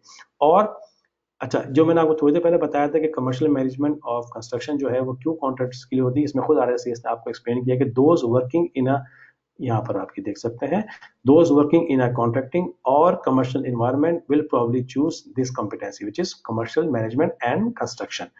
और डिजाइन इकोनॉमिक्स, और वो क्यों चूज करना होता है उसकी भी डेफिनेशन यहाँ लिखी हुई है। इसकी वजह ये होती है, सॉरी मैं थोड़ा सही से हाईलाइट कर दूं, those working in a consulting environment with either the public or private sector will probably choose this competency। तो जो भी क्यूएसएस कंसर्न में काम कर रहे हैं, क्लाइंट के लिए काम कर रहे हैं, वो डिजाइन इकोनॉमिक्स को सिलेक्ट करते हैं। उसके अलावा you must complete all 8 mandatory competency. ये मैं जैसे कहा था कि 8 कॉम्पिटेंसी के मैंडेटरी है, ये सब के लिए होता है कि सबने इसको पढ़ना होता है, जिसमें client care, communication and negotiation, conduct rule ethics professional practice, conflict avoidance management and dispute resolution procedures, data management, health and safety, sustainability, team working। अब इन सब के बारे में मैं आपको यहाँ पर इन्होंने डिटेल से बताया हुआ है एक एक चीज के बारे में, कि ये कॉम्पिटेंसी क्या है और इसकी एक्टिविटीज कैसे होती हैं और आपने कैसे आपने इसको अचीव करना है। तो जैसे टेक्निकल कॉम्पिटेंसी है, उसमें सबसे पहले टेक्निकल कॉम्पिटेंसी में आती है construction technology and environmental service. ये एक प्योरली इंजीनियरिंग सर्विस है, ठीक है ना। बेसिकली चाहे वो डिप्लोमा इंजीनियर हो, चाहे ग्रेजुएट इंजीनियर हो, हमने अपनी स्टडी में एक डिप्लोमा इंजीनियर भी, आप लोगों ने जो कोर्सेज पढ़े होंगे वो तमाम कोर्सेज वही होते हैं जो कि एक इंजीनियर भी पढ़ता है, मगर ऑफकोर्स वो थोड़ा एडवांस लेवल का होता है, जो कि वो डिग्री लेवल पर पढ़ा होता है। और जो हमने डिप्लोमा पढ़ा होता है वो थोड़ा सा उससे उस एडवांस लेवल से एक थोड़ा सा स्टेप या 3 स्टेप डाउन होता है। तो मगर इंजीनियरिंग हमारी फील्ड, हमने भी जो है वो सर्विंग भी पढ़ी है, हमने हाइड्रोलिक्स भी पढ़ी हुई है, हमने सॉइल मैकेनिज्म भी पढ़ी हुई है, बहुत सारे सब्जेक्ट पढ़े हुए डिप्लोमा के अंदर। तो उसमें से कंस्ट्रक्शन टेक्नोलॉजी होती है। अब कंस्ट्रक्शन टेक्नोलॉजी क्या है बेसिकली, इसकी डिस्क्रिप्शन उन्होंने ये बताई, this competency cover the design and construction of building and other structures. इसमें जो भी बिल्डिंग का डिजाइन है और कंस्ट्रक्शन है और स्ट्रक्चर है उसके बारे में आपने पढ़ना होता है। Candidate should have an awareness of the design and construction process commonly used in the industry। तो इसके अंदर जो कैंडिडेट है उसने अपनी एक नॉलेज गेन करनी होती है। देखें अब इसमें वर्ड क्यों याद है, candidate should have an awareness, ठीक है। ये वर्ड अवेयरनेस है, ये आता है कि मतलब आपने एक इन्फॉर्मेशन लेनी, क्यों जाहिर बात है आपने एज ए इंजीनियर जॉब नहीं करना, आपने एज ए क्यूएस जॉब करना है, मगर जब तक कि ये बेसिक चीजें आपकी स्ट्रांग नहीं होंगी तो आप अच्छे क्यूएस कभी भी नहीं बन पाएंगे। आप एक लिमिटेड नॉलेज रहेगी आपकी और आप लिमिटेड जो है वो काम कर पाएंगे। तो इसलिए आरएसएस आपको ये तमाम चीजों में आपको कहता है कि आप इसको पढ़ें और उसमें नॉलेज हासिल करें, ताकि आप एक अच्छे क्यूएस के तौर पे एक अच्छे प्रोडक्ट आप मार्केट में आए और सबको पता हो कि आपके साथ जब टाइटल आरएसएस लगा है तो आपने ये तमाम चीजें पढ़ी हुई है और तमाम चीजें समझी हुई है। तो they should have a detailed knowledge of construction solution relevant to their project। तो हमारे जिस प्रोजेक्ट पे आप काम कर रहे हैं उस प्रोजेक्ट के लिए, कंस्ट्रक्शन के लिए क्या क्या सोल्यूशन मौजूद है, किस तरीके से काम होता है, वो आपकी नॉलेज चाहिए। Requirements: demonstrate knowledge and understanding of the principle of the design construction relating to your chosen field and practice apply your knowledge to the design and construction process। तो जो भी कंस्ट्रक्शन की नॉलेज होती है, चाहे वो design में है चाहे वो एग्जीक्यूशन के टाइम पे, उसकी आपको नॉलेज जो है वो होनी चाहिए।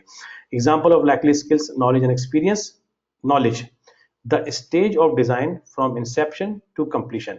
अब ये आपको कह रहा है कि नॉलेज किस किस चीज की आपकी होनी चाहिए। The design from inception to completion, जो कि मैं थोड़ी देर पहले आपको बताया कि इंसेप्शन मतलब एक फिजिबिलिटी जब तैयार हो रही थी उस वक्त से लेके कंप्लीशन तक आपको नॉलेज होनी चाहिए। Impact of current legislation and regulation both national and international.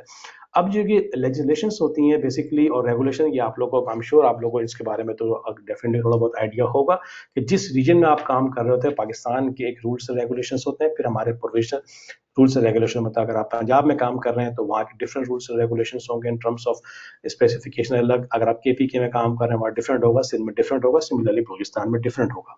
तो हमारे तमाम प्रोविंस के अंदर different rules and regulation apply हो रहे होते हैं, तो आपको वो भी पता चाहिए। मगर वो ये कह रहे होते हैं साथ साथ कि both national and international, not only कि सिर्फ पाकिस्तान से रिलेटेड, आपको इंटरनेशनल भी कौन कौन से जो लेजिस्लेशंस और रेगुलेशंस हैं वो भी आपको मालूम होने चाहिए।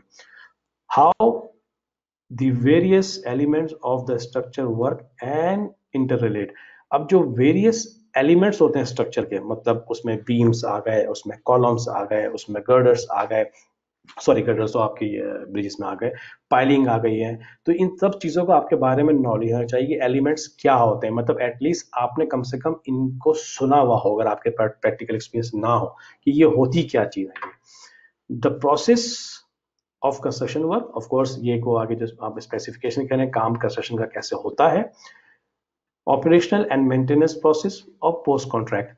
अब जब बिल्डिंग कंप्लीट हो जाती है तो कंप्लीट होने के बाद जो पोस्ट कॉन्ट्रैक्ट होता है, मतलब ऑपरेशन एंड मेंटेनेंस, जो कि हम उसको कभी कभार ये फैसिलिटी मैनेजमेंट भी के अंदर शामिल होता है कि इसको कैसे ऑपरेट करना है बिल्डिंग के अंदर। जैसे बहुत सारी इंडस्ट्रियल जॉब होती है, जब कंस्ट्रक्शन कंप्लीट होने के बाद उस इंडस्ट्री को कैसे रन करना है, उसमें भी एक क्यूएस की नॉलेज होना जरूरी है। Activities: appreciating how design process vary from different types of building such as clear span requirement or warehousing or acoustic requirement for accommodation। अब ये आपको वो है कि एक स्टेप थोड़ी सी ज्यादा डिटेल आपको मालूम होनी चाहिए। Appreciating of how design process कैसे होता है। अब इसका मतलब ये नहीं कि आपने पूरा डिजाइनिंग सीखनी है, मगर आपको कम से कम पता होना चाहिए कि डिजाइनिंग होती कैसे, क्या बेसिक डिजाइन होते हैं। Very of different type of building, building to building कौन सी बिल्डिंग के लिए कौन सा डिजाइन रिक्वायरमेंट होती है।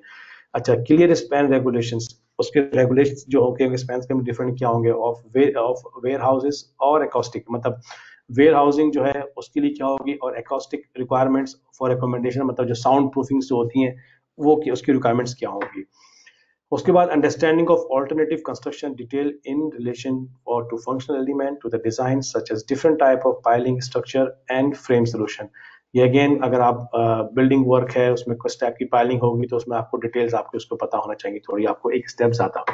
Example of task undertaken: coordination issues, design and standards regulations, sustainable construction, disability requirements, prefabricated construction solutions. तो ये एग्जांपल्स हैं जिसके बारे में आपको डिटेल से कोऑर्डिनेशन इश्यूज कैसे होते हैं, किस तरीके से आपने क्लाइंट से, कॉन्ट्रैक्टर से, इन सब में आपस में कोऑर्डिनेशन करना है, रेगुलेशन, डिजाइन की इश्यूज और सस्टेनेबिलिटी, इन तमाम चीजों की आपको नॉलेज होना जरूरी है। अब हम नेक्स्ट आते हैं कॉन्ट्रैक्ट प्रैक्टिस। अच्छा, कॉन्ट्रैक्ट प्रैक्टिस को बताने से पहले मैं आपको एक टॉपिक बताऊं जो कि इसमें है कॉन्ट्रैक्ट्स एडमिनिस्ट्रेशन। मेरे ख्याल में शायद एसोसिएट के लिए नहीं है। चलो ठीक है। तो हम सिर्फ फिर क्योंकि मैं इसलिए आपको थोड़ा सा बताना चाहा था डिफरेंस, क्योंकि यूजुअली जब हम कॉन्ट्रैक्ट प्रैक्टिस की बात करते हैं तो हमारे, और इसमें एक और भी एक होता है जो कि एसोसिएट के लिए नहीं है, इसमें दिया हुआ उन्होंने, वो हमारे CS वालों के लिए, वो है कॉन्ट्रैक्ट एडमिनिस्ट्रेशन। कि जी कॉन्ट्रैक्ट प्रैक्टिस क्या होती है और कॉन्ट्रैक्ट एडमिनिस्ट्रेशन क्या होती है। खैर मैंने थोड़ा सा मैं आपको एक शॉर्ट में से बताया था ताकि सिर्फ आपके नॉलेज के लिए, और नहीं मैं आपका टाइम वेस्ट नहीं करूंगा इसके अंदर जो जो यहाँ पर रिलेवेंट नहीं है।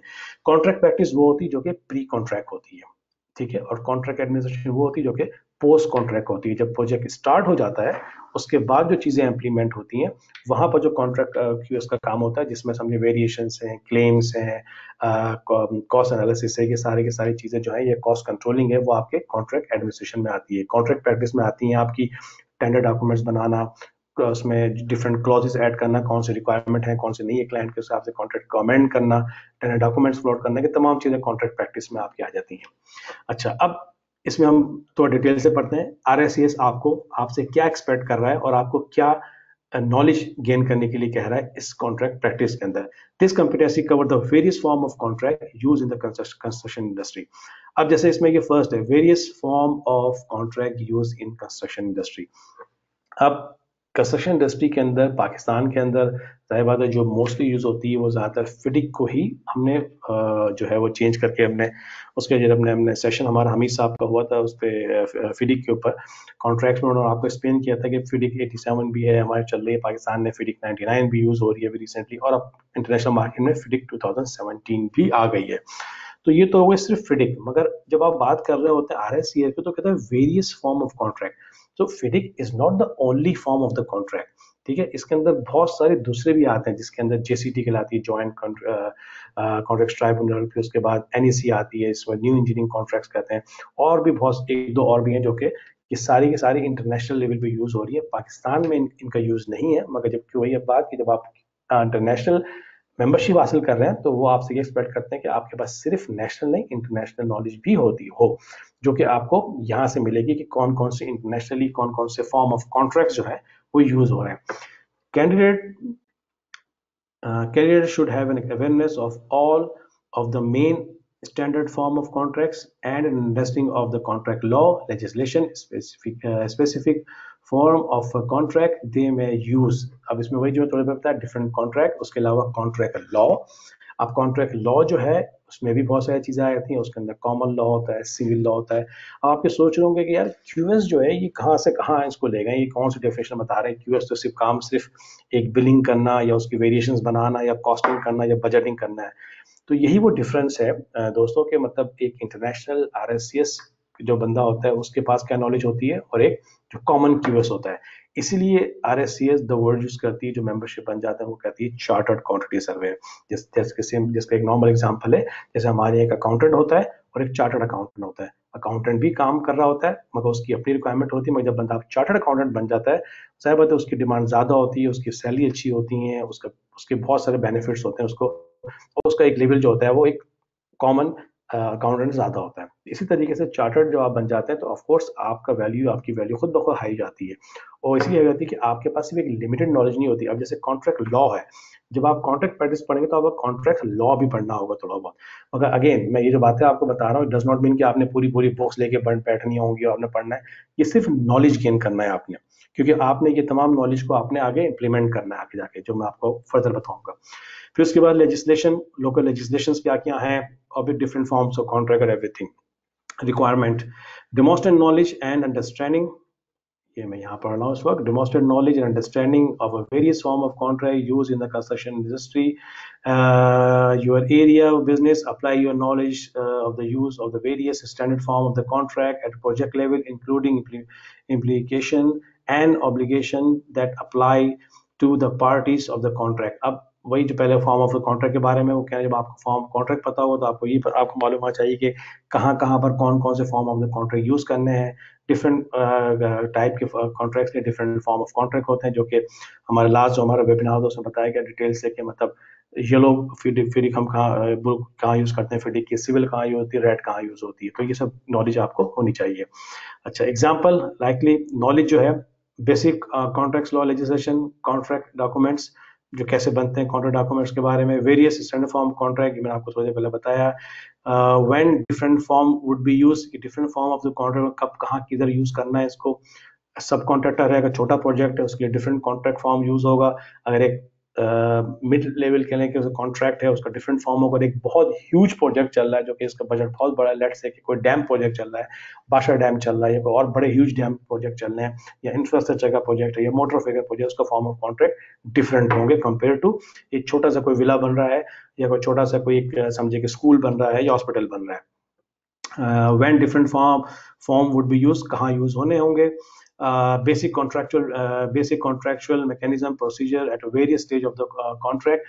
अच्छा, अब ये contractual mechanism and procedures at various stage of the contract, अब ये जो है, जो आप कॉन्ट्रैक्ट पढ़ेंगे उसमें पता चलेगा जी कॉन्ट्रैक्ट का मैकेनिज्म क्या क्या होते हैं, जब वेरिएशंस कोई डिस्प्यूट आ जाए तो डिस्प्यूट को कैसे उसको रिजॉल्व करना है, वेरिएशन का इशू आ जाए तो वेरिएशन को कैसे प्रोसेस करना है, किस तरह एवेल्यूएट करना है, तमाम चीजें जो है फॉर्म ऑफ द कॉन्ट्रैक्ट के अंदर डिटेल से एक्सप्लेन की होती हैं, जो कि आपको उसकी नॉलेज होनी चाहिए। Third party rights including relevant legislation and the collateral warranties, ये सारी वारंटीज के बारे में आ गई हैं और लेजिस्लेशंस के बारे में। एक्टिविटीज, प्रोड्यूसिंग कॉन्ट्रैक्ट्स डॉक्यूमेंटेशन, मतलब डॉक्यूमेंट कॉन्ट्रैक्ट को बनाना, क्योंकि जैसे आपने देखा होगा, हो सकता है शायद आप में से कुछ क्यूएसएस इस फील्ड में काम कर भी रहे हो या उनको नॉलेज हो कि जब आप जो मोस्टली पोस्ट कॉन्ट्रैक्ट पे काम कर रहे होते हैं तो आपके पास कॉन्ट्रैक्ट डॉक्यूमेंट्स आपके हाथ में होता है, जिसको आप देखते हैं, उसके हिसाब से आप काम करते हैं कि जी इसमें कोई हमारे कोई प्रॉब्लम आ रही है तो फलाना फलाना कंट्रोल का कौन सा क्लॉज जो है वो क्या कहता है, तो आप पढ़ते हैं, मगर वो भी सारे बात है बुक बनाई जाती है, कोई तो उसके पीछे होता है जो कि इस कॉन्ट्रैक्ट डॉक्यूमेंट्स को बनाता है, तो वो भी एक क्यूएसी होता है जो कि कॉन्ट्रैक्ट डॉक्यूमेंट को फॉर्म करता है। तो ये वो एक्टिविटीज है प्रोड्यूसिंग कॉन्ट्रैक्ट डॉक्यूमेंट्स के, मतलब आपने कॉन्ट्रैक्ट प्रैक्टिस के अंदर कॉन्ट्रैक्ट डॉक्यूमेंट्स बनाना है आपने, कि कॉन्ट्रैक्ट में कौन कौन से क्लॉज को आपने ऐड करना है, किसको नहीं करना है, या किसी को आपने रिफ्रेश करना है या अमेंड करना है आपने। Carrying out the contractual mechanism and procedures relevant to the financial management aspect of the project, such as changes, procedure, valuation and final account। तो ये जो बेसिकली क्लॉजेस का जो मैंने आपको बताया है कि इसमें कौन कौन से क्लॉजेस कहाँ का आपने अमेंड करना है, तो जैसे बहुत सारी चीज़ें होती हैं जी, वैल्यूएशन कैसे बनेगी, फाइनल अकाउंट कैसे बनेगा, ये तमाम चीज़ें जो है वो कॉन्ट्रैक्ट्स में दी हुई होती हैं। हर क्लाइंट की अपनी रिक्वायरमेंट्स होती हैं, उसको फाइनल अकाउंट्स कब चाहिए, किस वक्त चाहिए, उसमें क्या क्या चीज़ ऐड होनी चाहिए, तो वो आपने तमाम चीज़ें कॉन्ट्रैक्ट फॉर्म करने के टाइम पे वो क्लॉजेस ऐड करनी है आपने। Understanding general contractual provisions such as insurance, retention bond, liquidated and ascertained damages, early possessions, practical completion and other common contractual mechanism। तो ये तमाम चीजें बेसिकली जो मैं कहा आपको कि मतलब कॉन्ट्रैक्ट्स आपने बनाना है, तो जब कॉन्ट्रैक्ट बनाएंगे तो उसमें तमाम चीजें आ जाएंगी, उसमें इंश्योरेंस भी आएंगे, ये प्रोजेक्ट के लिए कौन कौन इंश्योरेंस चाहिए आपको, कौन कौन से बॉन्ड्स आपको रिक्वायरमेंट है, और इन टर्म्स ऑफ लिक्विडेटेड डैमेजेस जो होती है, मतलब पेनल्टीज भी जिसे हम कहते हैं दूसरे वर्ड में, उसके क्या क्लॉजेज होंगे, डैमेजेस हो तो क्या होगा, और अगर अर्ली कंप्लीशन जो होती है, हैंडिंग ओवर टेकिंग ओवर, उसके क्या कौन से क्लॉज होंगे और क्या मैकेनिज्म होगा, वो भी आपने उस सब चीजों को उसमें ऐड करना है। इसके अलावा अंडरस्टैंडिंग आपके पास queries in preparation of prelims ERD WID, basically ये वो क्वायरीज हैं जब आप जो है आपके कॉन्ट्रैक्ट फॉर्म करने के टाइम पे जो है आप उसको इशू करते हैं, जी बहुत सारे जो टेंडर्स भी होते हैं, टेंडर वो आपसे पूछते हैं कि जी क्या क्या चीज़ इसमें ऐड करनी है, क्या ऐड नहीं करनी, कौन से अगर इसमें कोई मिसिंग है तो आप सवाल पूछते हैं, आपने उसको ऐड करना है। और प्रीलिम्स जो है उसके ऊपर प्रीलिम्स में क्या क्या चीज़ें होनी चाहिए, कौन कौन सी चीज़ें आपने जो है जैसे इंजीनियर सर्विसेज है, उनकी एकोमोडेशन है, उनकी ऑफिस फैसिलिटीज़ हैं, तो तमाम चीज़ें जो आपने ऐड करनी है बीओक्यू के अंदर कॉन्ट्रैक्ट्स में, वो भी आप ही की जिम्मेदारी होगी। Insurance provisions, certain damages, variation, assessing preliminary, taxation, ये तमाम चीज़ें जो है ये बेसिकली कॉन्ट्रैक्ट प्रैक्टिस में आती है, ये वो चीज़ें होती हैं जो कि आपने पहले से आपने उसको कंपाइल करके आपने कॉन्ट्रैक्ट्स में ऐड करनी है, that's why we call it contract practice. अब आ जाइए second, procurement and tendering. Procurement and tendering के ऊपर हमारा काफ़ी डिटेल सेशन जो है हमारे फारूक साहब ने आप लोग के साथ किया था, जो हमारा फर्स्ट सेशन था, उन्होंने बहुत कुछ डिटेल से बताया, बस मैं कॉमनली थोड़ा सा आपको इसमें बता रहा हूँ ताकि मैं आपका टाइम वेस्ट ना करूँ इसके अंदर। इसमें भी आपको प्रोक्यूरमेंट के बारे में बताया जाएगा, प्रोक्यूरमेंट के कौन कौन से वेज होते हैं, जैसे आप ये पढ़ सकते हैं, this competency cover, first part में यहाँ पढ़ रहा हूँ, this competency covers the way a project is structured and delivered in terms of risk allocation and contractual regulation, and how tendering process are used to establish a contract price। तो इसमें contract documents कौन सा, procurement का root कौन सा आपका होगा, tendering का कौन सा प्रोसेस आपने इसमें अडॉप्ट करना है। टेंडरिंग का भी हमने लास्ट टाइम टच नहीं किया था, वो इंशाल्लाह आगे जाके हमारे दूसरे ट्रेनर जो हैं वो इसको आपको डिटेल से पूरा हम सेशन करेंगे, क्योंकि बहुत बड़ा टॉपिक है ये प्रोक्यूरमेंट टेंडरिंग का। तो टेंडरिंग के ऊपर हम आपको डिटेल से बताएंगे कि इसमें किस तरीके से टेंडरिंग जो है वो की आती है। मगर इन शॉर्ट में आपको सिर्फ ये बता देता हूँ कि how tendering process are use to establish contract price. तो कॉन्ट्रैक्ट प्राइस है मतलब ये होता है कि जब आप कॉन्ट्रैक्ट टेंडर डॉक्यूमेंट फ्लोट करते हैं और जो कॉन्ट्रैक्टर उसके टेंडिंग डिपार्टमेंट उसके ऊपर एस्टिमेशन बना के कॉन्ट्रैक्ट प्राइस देता है, तो वो एक टेंडिंग का आपने एक प्रोसीजर होता है कि किस प्रोसेस के थ्रू आपने वो डॉक्यूमेंट्स फ्लोट करने हैं, ताकि उस पर कॉन्ट्रैक्ट प्राइस आपको किस तरीके से हासिल करनी है आपने कॉन्ट्रैक्टर से, जो भी उसके बिडर्स हैं उसके। अच्छा, candidate should have a clear understanding of the different types of procurement and tendering commonly used and advantage disadvantage, मतलब कौन कौन से प्रोक्यूरमेंट रूट हुए, इसके एडवांटेज डिसएडवांटेज, जो कि फारूक साहब बहुत डिटेल से आप लोग को एक्सप्लेन कर चुके हैं। ट्रेंडिंग के भी एडवांटेज डिसएडवांटेज हम एक सेपरेट सेशन में आपको पूरी डिटेल से बताएंगे। तो अभी इसी में से आपको इसी शॉर्ट बता रहा हूँ कि जो ये कॉम्पिटेंसीज हैं, कौन कौन सी कॉम्पिटेंसीज होती हैं, उसमें क्या क्या चीज़ें आपने पढ़नी है। तो ये तमाम चीज़ें जो है आपने बेसिकली नॉलेज हासिल करनी, जो कॉन्ट्रैक्ट्स, जो कि प्रोक्यूरमेंट और टेंडरिंग है। Requirement: demonstrate knowledge of the understanding of the main type of contract. Again they are repeating the same कि मतलब कौन कौन से प्रोक्योरमेंट के टाइप्स होते हैं। demonstrate knowledge understanding of the tendering and the negotiation process। उसको negotiate मतलब जब आप जो है प्री कॉन्ट्रैक्ट काम करते हैं जो क्यूएसएस, और जब टेंडर डॉक्यूमेंट्स रिसीव हो जाते हैं, जब आप एक बिडिंग टाइम होता है, उस बिडिंग टाइम के अंदर जो टेंडर होता है वो अपना तमाम चीज़ें उसमें कंपाइल करके उसमें बीओक्यू स्पेसिफिकेशन तमाम चीज़ों को देख के अपना बीओक्यू बनाता है और टेंडर सबमिट करता है। फिर जब टेंडर ओपन होने से पहले टेंडर एवेल्युएट होता है। तो टेंडर को कैसे एवेल्युएट करते हैं? टेंडर एवेल्युएशन दो मराइल में होता है, एक होता है टेक्निकल एवेल्युएशन, एक होता है कमर्शियल एवेल्युएशन। ठीक है, कमर्शियल एवेल्युएशन के अंदर क्या क्या चीज़ें आती हैं, टेक्निकल एवोल्यूशन के अंदर क्या क्या चीजें आती हैं, इन तमाम प्रोसेस के अंदर भी क्यूएस की जरूरत होती है, और क्यूएस को उसकी नॉलेज होनी चाहिए कि अगर उसको कोई रोल, उसको कोई ऑफर हो, तो ही नोस के मतलब how to handle and how to control the whole tendering process. उसके बाद हम आए थे नीचे knowledge the main types of procurement is repeating same. Tendering and negotiation process involve in procurement, ancillary process such as partnering and framework agreement. अच्छा, अब ये जो वर्ड है जैसे ancillary process such as partnering and framework agreement।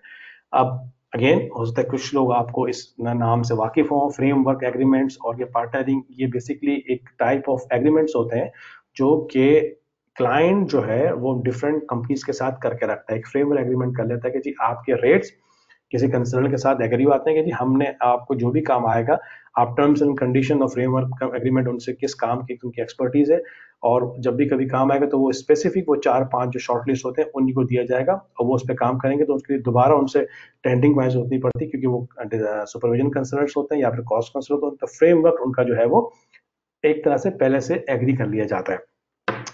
Code of practice and procedures commonly use. Again code of practice everything जो भी आपने जो लोकली यूज करना है, जो कोड्स होते हैं वो आपने इम्प्लीमेंट करने होते हैं, उसकी नॉलेज आपको होनी चाहिए। Activities implementation procurement rules such as edition. अच्छा, यहाँ पर जो है ये वही है जो कि आपको फारूक साहब ने भी काफी डिटेल समझाया था कि procurement rule, traditional design and build, management form, terms and serial contracting and other types of contract. तो ये सारी डिटेल आपको जो है फारूक साहब अपने सेशन में कवर कर चुके हैं।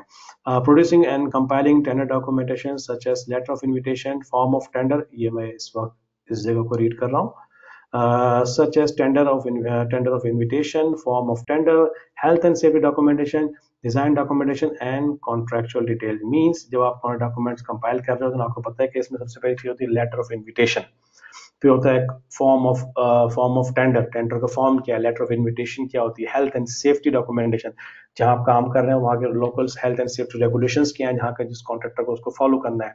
डिजाइन डॉक्यूमेंटेशन क्या क्या होंगी अगर डिजाइन बिल्ड प्रोजेक्ट है, और कॉन्ट्रैक्चुअल डिटेल जो भी रिक्वायरमेंट होगी वो आपने ऐड करनी है। Third, carrying out tendering and negotiation process such as single and two stage tendering, the use of code of practice and electronic tendering।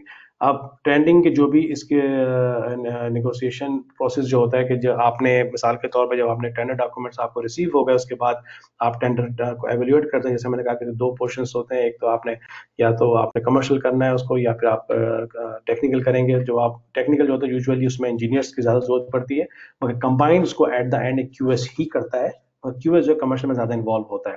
उसके बाद आपने निगोशिएट करते हैं, क्लाइंट जो है वो कहता है कि ठीक है हमारे टेंडर आ गए, 2 बिड्स के ऑलमोस्ट सेम आ गए, then negotiate with both tenderer कि भाई इसमें से कौन कितना डिस्काउंट देगा या कौन कितना उसमें से निगोशिएट करता है। तो वो तमाम निगोशिएशन स्किल्स जो होती हैं वो आपको पता होना चाहिए। टू स्टेज टेंडरिंग, अगेन इसके बारे में हम आपको डिटेल से पूरा समझाएंगे कि टू स्टेज टेंडरिंग क्या होती है, जब हम टेंडरिंग के बारे में अपना एक सेपरेट सेशन करेंगे। Use of code of practice and electronic trending. Electronic trending मेरे ख्याल में अब शायद पाकिस्तान में भी काफी हद तक शुरू हो गई है, आई एम श्योर कि यहाँ भी अब इलेक्ट्रॉनिक ट्रेंडिंग के ऊपर सब चीजें आ रही हैं। ये जो हार्ड जो कॉपीज की सबमिशंस होती हैं वो नहीं होती कि पूरे पूरे बॉक्स फाइल 5 5 10 10 15 बॉक्स फाइल लाके जो है वो टेंडर डॉक्यूमेंट जमा किए जा रहे हैं। अब हर चीज इलेक्ट्रॉनिक होती है, उसके डिफरेंट सॉफ्टवेयर हैं जो कि डॉक्यूमेंट्स कंट्रोलिंग में आते हैं। अच्छा, फिर उसके बाद हम आते हैं examples and task undertaken. Contractor queries, जो कि कॉन्ट्रैक्टर जो टेंडर के टाइम पे क्वारीज करता है उसको रिस्पॉन्ड करना क्यूएस का काम होता है। लेट टेंडर्स जो भी हैं उनको किस तरह की डील करना है ये भी क्यूएस का काम होता है। एरर्स कैसे सॉर्ट आउट करना है।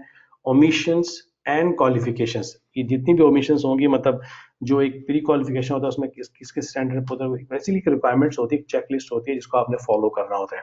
तो ये भी क्यूएस का काम होता है। एडजस्टमेंट ऑफ टेंडर्स, तो सारा उसका जो एवोल्यूशन है उसकी जो जो एडजस्टमेंट करनी है, एडजस्टमेंट, वो सारी की सारी आपको इसकी नॉलेज, अगेन ये हम बात कर रहे हैं प्रोक्यूरमेंट टेंडरिंग लेवल 3, तो इसकी प्रैक्टिकल नॉलेज रिक्वायरमेंट होती है, मगर इट डज नॉट मीन कि आपने प्रैक्टिकल मतलब आपने कोई कंपनी में जॉब की हो या काम किया हो। एक जनरल इंफॉर्मेशन भी आपके लिए सूझबूझ साबित हो सकती है। अगेन इसका करवाने का पूरा ट्रेनिंग का मकसद ये होता है कि इन तमाम चीज़ों को आपको नॉलेज हो। जब आपको इन चीज़ों की नॉलेज होगी तो you can very betterly you can play the role as a QS।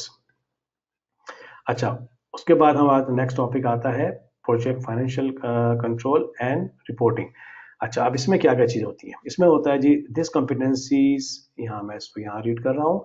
This competency cover the effective cost control of construction project during the construction phase. The competency cover the effective cost control and cost controlling and construction project during the construction phase, यानी जब project जब start हो गया है तो अब project को कैसे कंट्रोल करना है, उसको कैसे मॉनिटर करना है, ये आप इस कॉम्पिटेंसी जो कि financial project financial control and reporting के अंदर आप सीखेंगे और पढ़ेंगे इनफैक्ट। अच्छा, the candidate should be aware of the principle of the controlling and reporting costs or any construction project। इसमें आपकी जो नॉलेज होगी, आप प्रिंसिपल्स क्या क्या चीज़ें होती हैं, कैसे कॉस्ट कंट्रोल किया जाता है, कैसे रिपोर्ट्स बनती हैं, वो आप इसके अंदर पढ़ेंगे।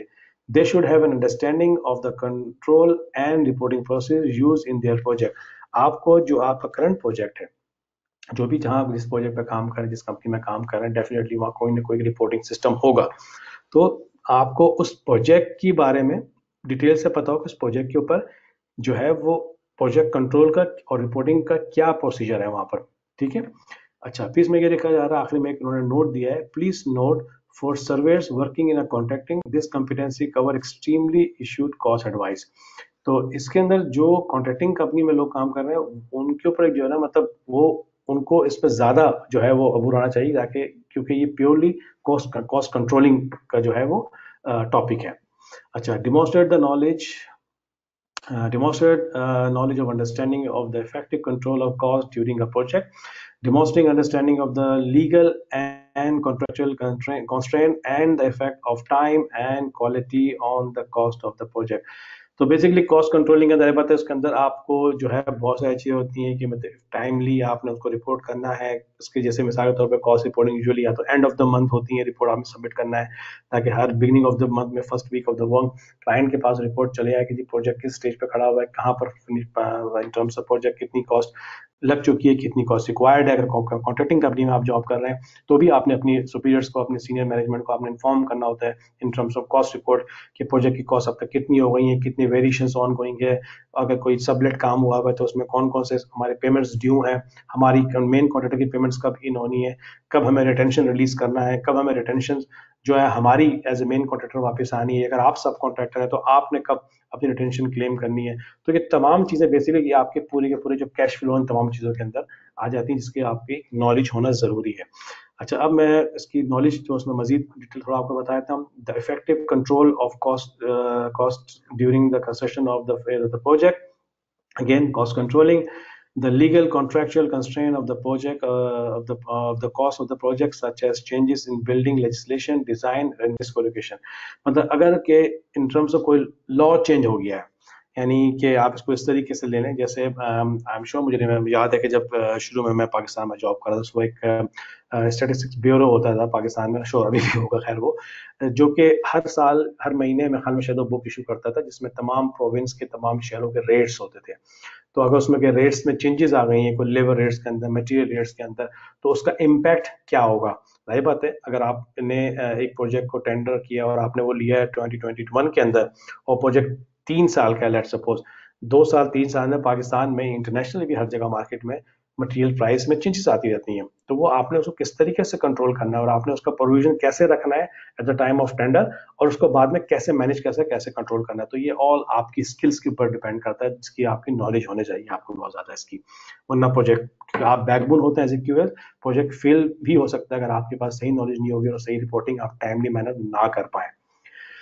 The report and forecast of cost during the construction phase, again जो मैंने थोड़ा बताया कि रिपोर्टिंग और फोरकास्टिंग कि आने वाला कितना जो है फोरकास्ट करना है, कॉस्ट कितनी रिक्वायरमेंट्स होगी कंस्ट्रक्शन के डिफरेंट फेजेस के ऊपर, beginning of the project, mid of the project, towards the end or the completion.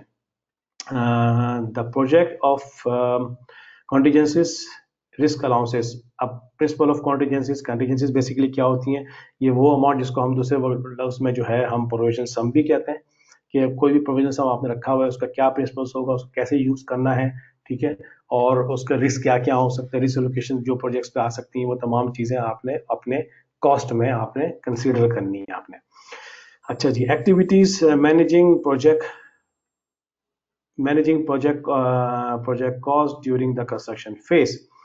तो ये भी आ गया जी managing the cost during the construction phase, कैसे किस किस फेज में कौन कौन से स्टेजेस के ऊपर आपने जो है कॉस्ट को कैसे कंट्रोल करना है।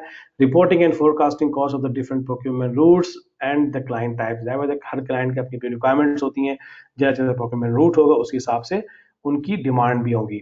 अच्छा, फिर ये एक बड़ा इंपॉर्टेंट चीज जो आपको शो नॉलेज भी होगी और आपने मजीद थोड़ा डिटेल में आपने इसके ऊपर नॉलेज गेन करनी की, वो है using of cash flow in financial management. Cash flow जो है वो बहुत ज्यादा इंपॉर्टेंट होता है किसी भी प्रोजेक्ट फाइनेंशियल कंट्रोल और रिपोर्टिंग के लिए, क्योंकि कैश फ्लो ही आपको सही एक पिक्चर दिखाता है। अगर आपका कैश फ्लो गलत है और वो सही टाइम पे सही जगह वक्त पे अपडेट नहीं हो रहा है तो उससे बहुत ज्यादा प्रॉब्लम आ सकती है, specially not only for the contracting company, even के फॉर क्लाइंट को भी, क्योंकि क्लाइंट को भी आपने हेड्स अप देने होते हैं कि भाई कब कब आपने कौन कौन से आपकी अमाउंट आपने रिलीज करनी है। और कॉन्ट्रैक्टर के लिए तो ये और भी ज्यादा इंपॉर्टेंट होता है कि उसको पता हो कि मेरी कॉस्ट कहाँ कहाँ कब कब कितनी कितनी हमें कैश फ्लो जिसमें कैश इन होती है कैश आउट होते हैं, वो तमाम चीजें आपने उसके अंदर कंसिडर करनी होती है। अच्छा, managing provision sum and risk allowance, ये प्रोविजन सम थोड़ी देर पहले मैंने यहाँ आपको बताया, ये आपके किधर गया, जो कॉन्टीजेंसीज के अंदर जो है जी यहाँ पर ये कॉन्टीजेंसीज के अंदर जो है कॉन्टीजेंसीज और ये प्रोविजन सम, ये बेसिकली आप इसको दोनों को आप एक ही आप समझ के चलेंगे, दोनों को एक ही मकसद होता है इसका। अच्छा, example of task and undertaken reconciling interim payments against the cost for card. अब ये आगे रिकंसिलिएशन के मतलब ये कि प्रोजेक्ट कंट्रोल करना, तो प्रोजेक्ट कंट्रोल का मतलब क्या हो गया, आपने एक बजट जो है एलोकेट किया था, मिसाल के तौर पर अगर आप कॉन्ट्रैक्टर क्यूएस हैं तो आपने कहा कि जी इस आने वाले मंथ के लिए हमारा इतना मिलियन का हमारा या इतना बिलियन का हमारा जो है कॉस्ट एक्सपेक्टेड है। अब आपने एंड ऑफ द मंथ आपने अपनी इंट्रीम पेमेंट बनाई।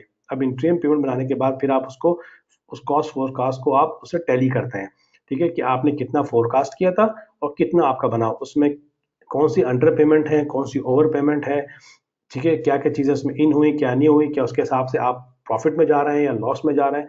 This is all about project financial controlling. अच्छा, reconciliation interim payment against predict cash flow and progress and side.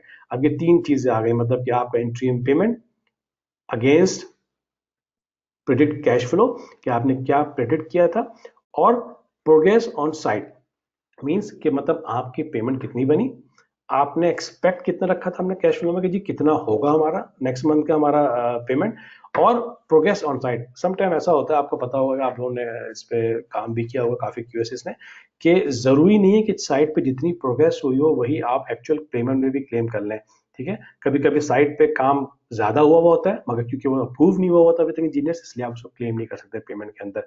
या कभी कभी आपने काम साइट पे हो गया है मगर उसमें कुछ फॉल्ट आ गया टेक्निकली और वो अप्रूव होके फिर रिजेक्ट हो गया, एक और रीजन है, तो भी आप नहीं कर सकते। कभी कभी गलती से जो है वो मिस्टेकली ज्यादा प्रोग्रेस भी क्लेम हो जाती है कि साइट पे भी काम नहीं हुआ हुआ है और उसको क्लेम कर दिया है। तो ये तमाम चीजें फिर आप उसमें अपनी रिपोर्ट में लिखते हैं जी, ओवर एस्टिमेट और अंडर एस्टिमेट के, मतलब ये थोड़ा ओवर एस्टिमेट हो गया है, अभी डन नहीं हुआ है, हमने इसके पैसे इस मंथ में क्लेम कर लिए हैं, हाउएवर एक्चुअली ये वर्क नेक्स्ट मंथ में कंप्लीट होगा, तो जाहिर बात है वो नेक्स्ट मंथ में वो अमाउंट कम हो जाएगी आपकी। तो ये पूरी चीजें जो है आपने बैलेंस लेके चलना होता है, जो कि क्यूएस के ही सारा काम होता है। अच्छा, authentication of the actual cost means actual cost कितनी थी और ऑथेंटिक कितनी उसके अगेंस्ट आई है। रिपोर्टिंग रिजिम एंड प्रोटोकॉल्स, जो भी उसके प्रोटोकॉल्स आपकी कंपनी के होंगे उस किस तरीके से काम करना है, किस रिपोर्टिंग करनी है।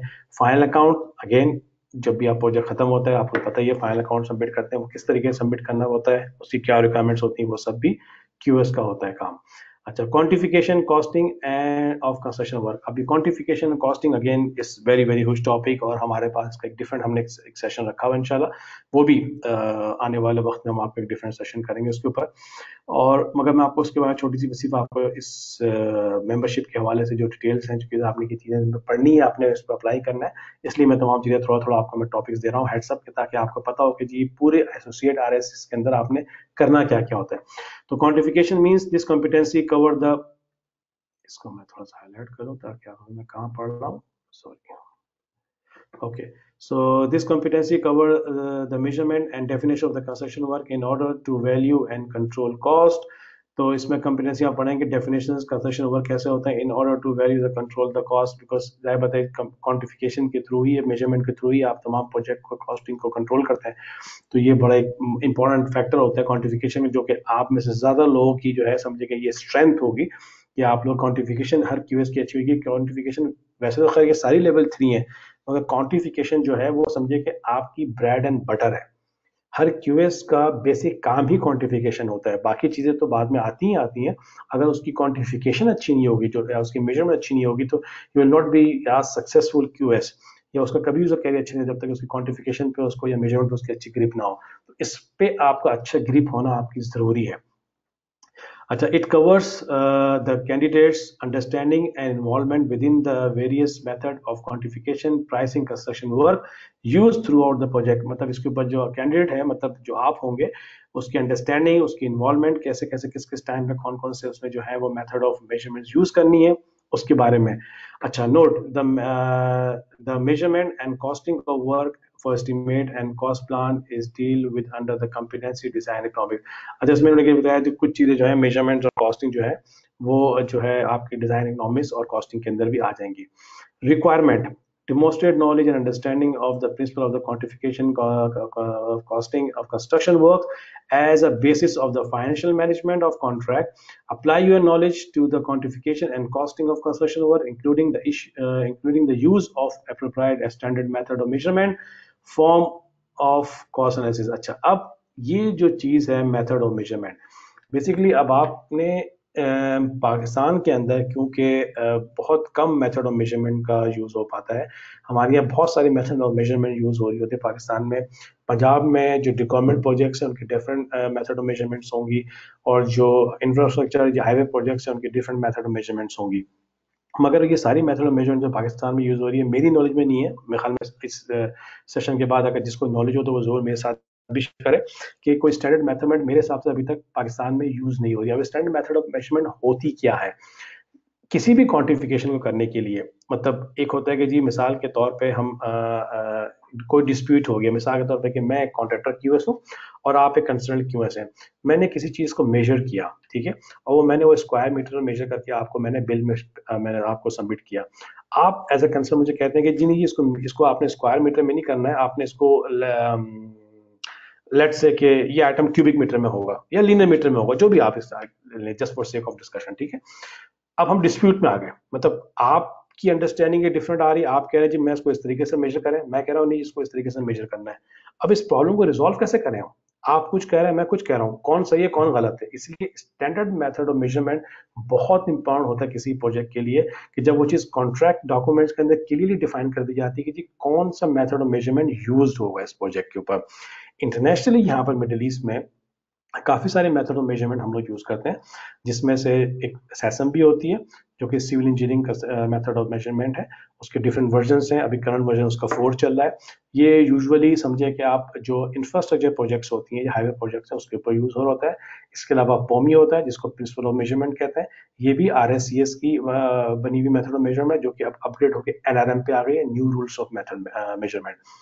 और इसके अलावा सेसम हो सॉरी SMM7 भी होती है, जो कि इंस्टीट्यूट ऑफ सिविल इंजीनियरिंग वालों ने बनाई है, और ये भी जो है मोस्टली यूज होती है आपकी बिल्डिंग प्रोजेक्ट पे। NRM के भी कुछ मेथड ऑफ मेजरमेंट है जो कि बिल्डिंग प्रोजेक्ट के लिए होते हैं। तो ये जो मेथड ऑफ मेजरमेंट होते हैं यहाँ मिडिल ईस्ट के अंदर कॉन्ट्रैक्ट डॉक्यूमेंट में क्लियर लिख दिए जाते हैं कि जी इवन के tender of the contract documents के अंदर ही ये क्लियरली मेंशन होता है कि डिफाइन होता है कौन सा मेथड ऑफ मेजरमेंट फॉलो होगा, ताकि जो कॉन्ट्रैक्टर टेंडरर है जो अपना एस्टिमेट कर रहा है वो भी उसी बेस पर उसी मेथड ऑफ मेजरमेंट को फॉलो करते हुए करे। और पोस्ट कॉन्ट्रैक्ट पे जब एग्जीक्यूशन में प्रोजेक्ट चले आएगा तो उस वक्त भी जो आपने उसी मेथड ऑफ मेजरमेंट को फॉलो करना होगा आपने, ठीक, ताकि कोई डिस्प्यूट ना हो। और अगर कोई डिस्प्यूट हो तो आपने वही मेथड ऑफ मेजरमेंट खोलना है जो कि उस प्रोजेक्ट की बाइबल होती है, और आपने उसी ऊपर बाउंड होता है हर बंदा, उस पर सबका एग्रीमेंट होता है कि हमने इसी को ही फॉलो करना है। अच्छा, अब आप आ जाए नेक्स्ट, नॉलेज। अब इसमें क्वांटिफिकेशन के अंदर कौन कौन चीज की नॉलेज जरूरत होती है। The quantification of construction work including both measurement and definition, मतलब आपको पता हो कि मेजरमेंट कैसे करनी है, ठीक है, और क्यों करनी है, उसकी डेफिनेशन भी पता हो कि किस तरह करनी है और क्यों करनी है। अच्छा, उसके बाद various standard method of measurement, जो कि थोड़ी देर भी मैंने आपको एक्सप्लेन किया कौन कौन सी होती हैं। The costing of construction work, the measurement of building and structure to agreed standard, जो भी अगेन स्टैंडर्ड मेथड मेजरमेंट के हिसाब से कैसे कैसे करना है आपने। Activities quantifying construction work at the various stages of the project, quantifying construction work, अब कंस्ट्रक्शन वर्क जो है डिफरेंट स्टेजेस के ऊपर प्रोजेक्ट पे कब कब कहाँ कहाँ कौन सा करना है। अगेन ये वेरी करता है कौन सा कंस्ट्रक्शन प्रोजेक्ट, अगर आप बिल्डिंग कंस्ट्रक्शन में तो डिफरेंट होगा, अगर आप होटल है, हाई राइज बिल्डिंग है, या ग्राउंड+2 बिल्डिंग है, या फिर इंफ्रास्ट्रक्चर है, या फिर कोई और एयरपोर्ट प्रोजेक्ट है, या कोई डिफरेंट प्रोजेक्ट है, हर किसी की डिफरेंट टर्मिनोलॉजीज होंगी। Producing pricing documents such as bills of quantities, schedule of activities, work, schedule of rate, और कॉन्ट्रैक्ट सम एनालिसिस, मतलब अब आपने जो है वो QS का ही काम होता है, उसने प्राइसिंग डॉक्यूमेंट्स भी बनानी है, जिसके अंदर प्राइसिंग डॉक्यूमेंट हम कहते हैं, उसके अंदर तमाम चीजें आती है, जिसके अंदर बिल ऑफ क्वांटिटीज आ जाती है, BOQ, स्केड्यूल ऑफ एक्टिविटीज, और उसके बाद स्केड्यूल ऑफ रेट, जिसको हम कभी कभी डे वर्क रेट भी हम उसको यूजुअली उससे कहते हैं, मतलब ये स्केड्यूल ऑफ, यहाँ आप देख रहे हैं लिखा हुआ है, ये स्केड्यूल ऑफ रेट जो होता है इसको हम डे वर्क रेट भी कह सकते हैं इसको हम।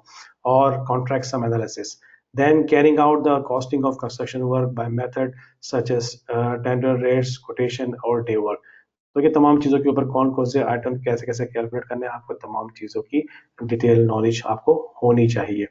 अच्छा, design queries, question answer sheets, take off list, quantities check list, building up rates for the first principle, inflation, prime cost, ये वो सारे आइटम्स हैं जो कि इंशाल्लाह हम जब क्वांटिफिकेशन को पढ़ेंगे, जब आप अपनी स्टडी स्टार्ट करेंगे RSCS की, तो ये तमाम चीजें आपने डिटेल पढ़ेंगे, तो उसको हम फर्दर भी एक्सप्लेन करने के, क्योंकि हम डिटेल में जाएंगे तो हाल में काफी टाइम हो जाएगा और हमारी बाकी कॉम्पिटेंसीज रह जाएंगी। अच्छा, अब ये प्लस एक्टिविटीज, ये वो कॉम्पिटेंसीज हैं जो कि ऑप्शनल है।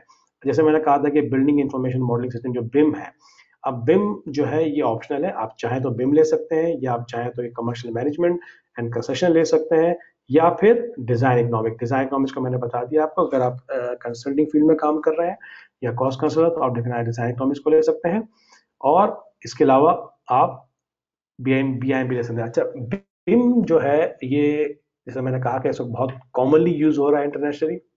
मेरी पर्सनल सजेशन ये है कि BIM को आप जरूर पढ़ें, BIM को जरूर समझें, ये बहुत डिमांडिंग है इसमें internationally, not only in middle east, all over the world ये काफी यूज हो रहा है, तो इसके बारे में नॉलेज जरूर हासिल करें। जिनको है बहुत अच्छी बात है, आई अप्रिशिएट दैट। और जिन हमारे दोस्तों को BIM के बारे में नॉलेज नहीं है, वो उसको हमारे सेशन के बाद थोड़ा गूगल कीजिएगा, थोड़ा पढ़िएगा, कुछ समझ में नहीं आएगा तो हमसे पूछिएगा, जो हमारे पास नॉलेज है वो हम आपके साथ शेयर करेंगे, मगर बिम को जरूर पढ़ें। तो बिम के अंदर बेसिकली क्या क्या चीज़ होती है, मैं जल्दी से क्विकली आपको बताता हूँ। This competency encompasses the establishment and management of the information modeling system or practice management modeling system on projects. It covers collaborative process and technology principle involved in the implementing building information modeling system. तो basically ये एक system है जो कि generate किया गया building को control करने के लिए। और जैसे मैंने कहा कि ये बिम जो है, आप कहेंगे कि तो बिल्डिंग समझे कंट्रोल सिस्टम हो गया या बिल्डिंग मॉडल जो मॉडलिंग सिस्टम है, इसका क्यूएस के साथ क्या लेना देना है। अब जो बिम के ऊपर प्रोजेक्ट्स हो रहे हैं, जो बीआईएम के ऊपर हो रहे हैं, इसकी पूरी पूरी कॉस्टिंग जो है वो अब बिम के ऊपर ही हो रही है। तो ये बहुत सारे सॉफ्टवेयर भी हैं जो कि डेवलप हुए हैं, जिसको यूज करते हुए आप क्वांटिफिकेशन कर सकते हैं आप। Demonstrate knowledge and understanding of the technical process, collaborative aspect of the use of the BIM of the project. So कैसे यूज करना है, उसकी टेक्निकलिटीज क्या होती हैं। Develop and apply a management system or facilitate the use of the BIM on projects, including unified control and reporting procedure. अब BIM के ही through आप रिपोर्ट भी जनरेट कर सकते हैं, BIM के थ्रू ही आप जो है वो समझे कि प्रोजेक्ट की जो कॉज उसको भी कंट्रोल कर सकते हैं। तो BIM से बहुत कुछ आप कर सकते हैं आप। अच्छा, बिम के बारे में थोड़ा सा मैं ये बताऊं कि बिम की भी अब एक डिफरेंट एक एजुकेशन हो रही है। मतलब सिर्फ बिम सर्टिफाइड क्यूएसएस भी आ रहे हैं जो कि मार्केट में इस वक्त है। अपनी सीवीज में उन्होंने ऐड किया हुआ थी कि वो बिम मॉडिफाइड है। मतलब जो प्रोजेक्ट्स या जो क्लाइंट बिम पे काम कर रहे हैं वो सिर्फ उन स्पेसिफिक क्यूएसएस को हायर करते हैं जिनके बाद बिम की सर्टिफिकेशंस होती हैं। तो आरएससीएस भी बिम में सर्टिफिकेशन करवा रही है, वो एक सेपरेट बिल्कुल एक सर्टिफिकेशन है। तो आप बिम सर्टिफाइड क्यूएस भी अपने आप को करवा सकते हैं, बन सकते हैं या पढ़ सकते हैं, और जो कि आपको एक स्पेशलाइज आपको नॉलेज और एक सर्टिफिकेशन आपको देगा आपके फील्ड में, और आप बिम के लिए ही स्पेशलाइज्ड होंगे आप। बट डज नॉट मीन कि आप सिर्फ बिम के प्रोजेक्ट कर सकते हैं। और सर्टिफिकेशन डेफिनेटली आपको एक आपके प्रोफाइल को एलिवेट करती है कि आप बिम स्पेशलाइज हैं। अगर आप जब एसोसिएट मेंबरशिप भी हासिल कर लेंगे तो ये जो आप पढ़ रहे हैं इससे भी आपको काफी हद तक नॉलेज क्लियर हो जाएगी। हो सकता है कि इसको पढ़ने से आपको मजीद इंटरेस्ट डेवलप हो और आप टुवर्ड्स बिम में मजीद हासिल करें एजुकेशन अपनी, या आप जो भी सर्टिफिकेशन है। अच्छा, बिम strategies and implementation, various technical options and solution in information technology, collaboration process necessary. So basically, excuse me, this is all about the BIM detail, BIM कैसे होता है, BIM की एग्जीक्यूशंस कैसे होती हैं, ये तमाम चीजें आपको इसमें पढ़ना होगा। अच्छा, अब अगर आप कमर्शियल मैनेजमेंट ऑफ कंस्ट्रक्शन लेते हैं, जो कि मैंने कहा था कि ये उन क्यूएसएस के लिए है जो कि कॉन्ट्रैक्टर एज ए जॉब कर रहे हैं, तो वो जो है इसको ज्यादा बेहतर तरीके से समझ सकते हैं कि this competency cover the commercial management of construction work. Candidate should have an awareness of the way in which their work relates to how commercial competencies balance against the profitability। मतलब प्रोजेक्ट में जैसे भी commercial जो आप evaluate करते हैं उसका जो बैलेंस करना, मतलब प्रॉफिटेबिलिटी, कितना प्रॉफिट हो रहा है, कितना लॉस हो रहा है, ठीक है, उसको एक as a being a contractor QS, and awareness of the financial processes used to achieve profitability is required, as well as how these integrate with the overall delivery of the project। तो मतलब project का पूरा financial controlling कैसे करना है आपने, ठीक है, उसका प्रॉफिटेबिलिटी कैसे आपने करनी है, फिर उसके बाद उसकी जितनी भी चीजें होती हैं प्रोजेक्ट की, जो ओवरऑल डिलीवरी होता है प्रोजेक्ट है, वो सबके साथ उसके साथ इंटीग्रेट करती है सबके साथ। तो ये सब लिंक है बेसिकली चीजों के साथ, अगर आपको कमर्शियल मैनेजमेंट के ऊपर अच्छी अबूर हासिल है। अच्छा, इसको मैं क्विकली इसकी नॉलेज के ऊपर आता हूँ कि नॉलेज जो है इसकी identifying understanding of the component that makes up the cost of the project to the contractor. अब आइडेंटिफाई करना, उसको अंडरस्टैंड करना कौन कौन से मेन कंपोनेंट्स हैं, ठीक है, प्रोजेक्ट के as in terms of contractor perspective, वो आपको पता होना चाहिए। Understanding of the effect that the design construction process have on the cost, design construction cost के बाद की भी नॉलेज होनी चाहिए। Awareness of the technical use of reconcile the cost against the income. ये अगेन वही हम थोड़ी पहले डिस्कस किया कि जी कॉस्ट कितनी थी, कितना आपने अर्न किया at end of the month, उसकी पूरी जो प्रॉफिट एंड लॉस जो देखना है। क्योंकि बेसिकली सारा का सारा कॉन्ट्रैक्टर से कमर्शियल से रिलेटेड सारा का सारा ये पूरी कॉम्पिटेंसी से इसके बारे में तमाम डिटेल से इसको आप डाउनलोड कर लीजिएगा। अगर आपके पास डाउनलोड की कोई प्रॉब्लम हो रही हो तो हमें बता दीजिएगा। ये पूरी जो गाइड बुक जो मैं इसको एक्सप्लेन कर रहा हूँ, ये हम आपके साथ ग्रुप पे भी शेयर कर लेंगे लास्ट में। अच्छा, उसके बाद ठीक है, design economics and cost planning. Design economic usually consultants के साथ रिलेट करता है और ये क्यों करता है? इसलिए कि this comprehensive cover the impact of design and other factor on cost through out the life of the building and the control of cost during the pre contract stage. So पूरा जो प्री कॉन्ट्रैक्ट स्टेज से लेकर जो है आपका building का life cycle, उसके ऊपर उसकी पूरी कॉस्टिंग और उसकी कॉस्ट प्लानिंग जो है वो है। It covers the candidate. अब जाहिर बात है, मैं इसलिए कह रहा हूँ कि ये जो ये RSCS ने इनफैक्ट कहा है कि क्यों ये सिर्फ कॉस्ट कंसल्टेंट्स के लिए या फिर इंजीनियर्स के लिए या कंसल्टेंट या क्लाइंट के लिए। जाहिर बात है, कॉन्ट्रैक्टर जो है वो इंसेप्शन पे कभी भी नहीं काउंट होता। कॉन्ट्रैक्टर का इन्वॉल्वमेंट शुरू होती है जब टेंडर डॉक्यूमेंट्स फ्लोट किया जाता है और कॉन्ट्रैक्टर से कहा जाता है कि जी आप अपने इसके ऊपर टेंडर करना है, या डिजाइन एंड बिल्ड कॉन्ट्रैक्ट जिसके ऊपर जो है कॉन्ट्रैक्टर ही डिजाइन करता है और बिल्ड करता है। अदरवाइज जो इंसेप्शन होता है उसमें कॉन्ट्रैक्टर कहीं भी एग्जिस्ट नहीं करता है, मगर वहां पर जो बंदा एग्जिस्ट करता है जिसकी रिक्वायरमेंट होती है वो होता है QS। तो QS जरूर होता है एस्टिमेट के लिए। तो इसीलिए ये डिजाइन का जो इकोनॉमिक्स एंड कॉस्ट प्लानिंग है ये कंसल्टेंट से या इंजीनियर्स के साथ या कॉस्ट काउंसलर के साथ इसको उन्होंने एसोसिएट रखा हुआ है। अच्छा, इसके अलावा जो रिक्वायरमेंट है इसकी, demonstrate knowledge of understanding of the main factor that affect design economics overall the whole life same, I think it repeating same. अच्छा, नॉलेज क्या क्या चीज की होनी चाहिए? Factor affecting design economics overall the life cycle of the building, how the cost planning assist in the financial controlling of the project. Again जो हमने पहले ऊपर भी डिस्कस किया है, कॉस्ट प्लानिंग कैसे करना है, प्रोजेक्ट की फाइनेंशियल कंट्रोलिंग कैसे करनी है, the various stage of the cost planning किस किस स्टेज पे कौन कौन से कॉस्ट प्लान्स आपने बनाने हैं, सोर्स ऑफ कॉस्ट डाटा। मतलब source of the cost data basically ये होता है कि हर कंपनी जब कोई डिजाइन कर रही होती है या फिर वो टेंडर डॉक्यूमेंट्स बना रही होती है तो उसका एक इन हाउस डाटा होता है कि उसने उसी सिमिलर प्रोजेक्ट को कभी पहले इन फ्यूचर इन पास्ट में किया हो। कोई अगर कोई नई बिल्डिंग के ऊपर वो BOQ बनाने जा रही है कोई कंसल्टेंट, तो उसने प्रीवियसली किसी सेम बिल्डिंग का प्रोजेक्ट किया हो तो वो उससे जो है वो उसको डाटा को यूज करके और वो उसमें मजीद उसको मॉडिफाई करके और according to the new project जो रिक्वायरमेंट से मीट करते हुए उसको कॉस्ट डाटा अपना कॉस्ट बनाती है। तो source of cost data basically in house data होता है। इसके अलावा कुछ इंटरनेशनल भी होते हैं जो कि BCIs कहलाते हैं, कि ब्रिटिश स्टैंडर्ड कॉस्टिंग सिस्टम। वो आई डोंट थिंक सो कि पाकिस्तान में ज़्यादा यूज़ हो रहा होगा, मगर मिडिल ईस्ट में जो अगर आपको कहीं किसी ऐसी कंपनी में जॉब मिलती है जो कि आपकी जॉब समझे कि प्री टेंडरिंग डिपार्टमेंट के अंदर है, और इसमें जैसे इंशाल्लाह हमारा एक सेशन होगा जो कि इम्तियाज साहब करेंगे, जिनकी काफ़ी माशाल्लाह एक्सपर्टीज़ है इसके अंदर, हमारे बड़े अच्छे समझे सीनियर मेंबर्स में से हैं। तो वो आपको बताएंगे कि किस तरीके से जो है कंसल्टेंट जो है वो कॉस्ट डाटा का, अपने इन हाउस कॉस्ट डाटा को यूज़ करके BOQ को डेवलप करता है और किस तरीके से जो है वो प्लान करता है कॉस्टिंग को। अच्छा, फिर इसके अलावा adjustment of cost data for factor including location, specification, time, market force. तो मतलब कि सारे बेसिकली वो सोर्सेज हैं जिन इन सब चीज़ों का इम्पैक्ट होता है कॉस्ट के ऊपर। तो ये तमाम चीज़ों को आपने ध्यान में रखना है। किस जगह पे एक प्रोजेक्ट करने जा रहे हैं आप, वहाँ का रेट क्या है। यानी मिसाल के तौर पे अगर आप एक प्रोजेक्ट जो है मेन सिटी में कर रहे हैं, let's say example of Lahore, अगर आप प्रोजेक्ट लाहौर में कर रहे हैं डेफिनेटली उसकी और एक बिल्डिंग आप मैं एग्जांपल, हाँ चले, एक 5 स्टार समझिए कि आप, या उसको बनेगा एक शॉपिंग मॉल है, ठीक है। एक शॉपिंग मॉल लाहौर में बन रहा है और एक शॉपिंग मॉल जो है वो बन रहा है लेट्स से कि जी मुल्तान में, मंडी बहाउद्दीन में। दो डिफरेंट स्टेट्स हैं, दो डिफरेंट लोकेशंस हैं, तो है दोनों के दोनों शॉपिंग मॉल। तो cost of shopping mall in Mandi Bahauddin जो है वो डिफरेंट होगा और cost of shopping mall in Lahore different होगा, ठीक है ना। वो आपको पता है कि उसके वेरियस रीजन होंगे, उसके लोकल लेबर सोर्स हो सकता है, उसके मटेरियल्स भी हैं, उसके लोकल लेजिस्लेशन भी हो सकती है उसकी। तो इसकी वजह से उसकी कॉस्ट प्लानिंग डिफरेंट होगी, क्योंकि तमाम एक्सपेक्ट आपने ध्यान में रखना होता है उस QS को। Activity producing estimation of the cost plan, applying value engineering process. अच्छा, वैल्यू इंजीनियरिंग भी आप लोगों ने बहुत सोने शायद ये वर्ड सुना हुआ हो।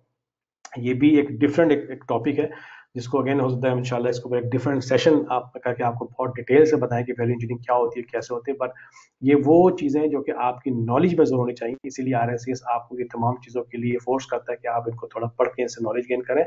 वैल्यू इंजीनियरिंग जो होती है बेसिकली एक ऐसी चीज़ होती है जिसके लिए अगर प्रोजेक्ट के ऊपर क्लाइंट जो है अगर वो सफ़र कर रहा है इन टर्म्स ऑफ बजट और उसके पैसे जो है वो सेव करना चाह रहा है कुछ, तो मगर कॉम्प्रोमाइज भी नहीं करना चाहता कि जी मेरी क्वालिटी में भी कोई कॉम्प्रोमाइज ना हो और उसके साथ साथ मैं थोड़ा सा पैसा बचा सकूं, तो फिर हम वहां पर जो है वो इसको इनिशिएट करते हैं वैल्यू इंजीनियरिंग कि भाई क्या ऑल्टरनेटिव हो सकता है।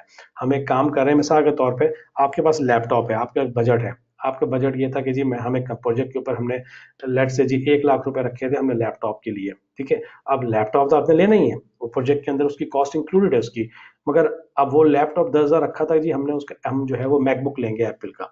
अब जाहिर बात है उसके लिए 10,000 का बजट रखा था, तो हम लैपटॉप ही को अगर हमको लिनोवो का या किसी और दूसरी कंपनी का ले लें, पर्पस तो वही ये काम करना है, तो वो हो सकता है कि वो 1 लाख की जगह पे उसकी कॉस्ट 60,000 70,000 की आ जाए, तो वो 40,000 जो है वो क्लाइंट बचा सकता है without compromising in the quality of the work और रिक्वायरमेंट की। मतलब लैपटॉप की रिक्वायरमेंट है, लैपटॉप भी आ गया, बट हमने डिफरेंट ब्रांड का ले लिया, सेम रिक्वायरमेंट मीट कर रहा है वो, और कॉस्ट भी बच गई उसकी। दैट्स ऑल स्मॉल, और you can say a short definition of value engineering.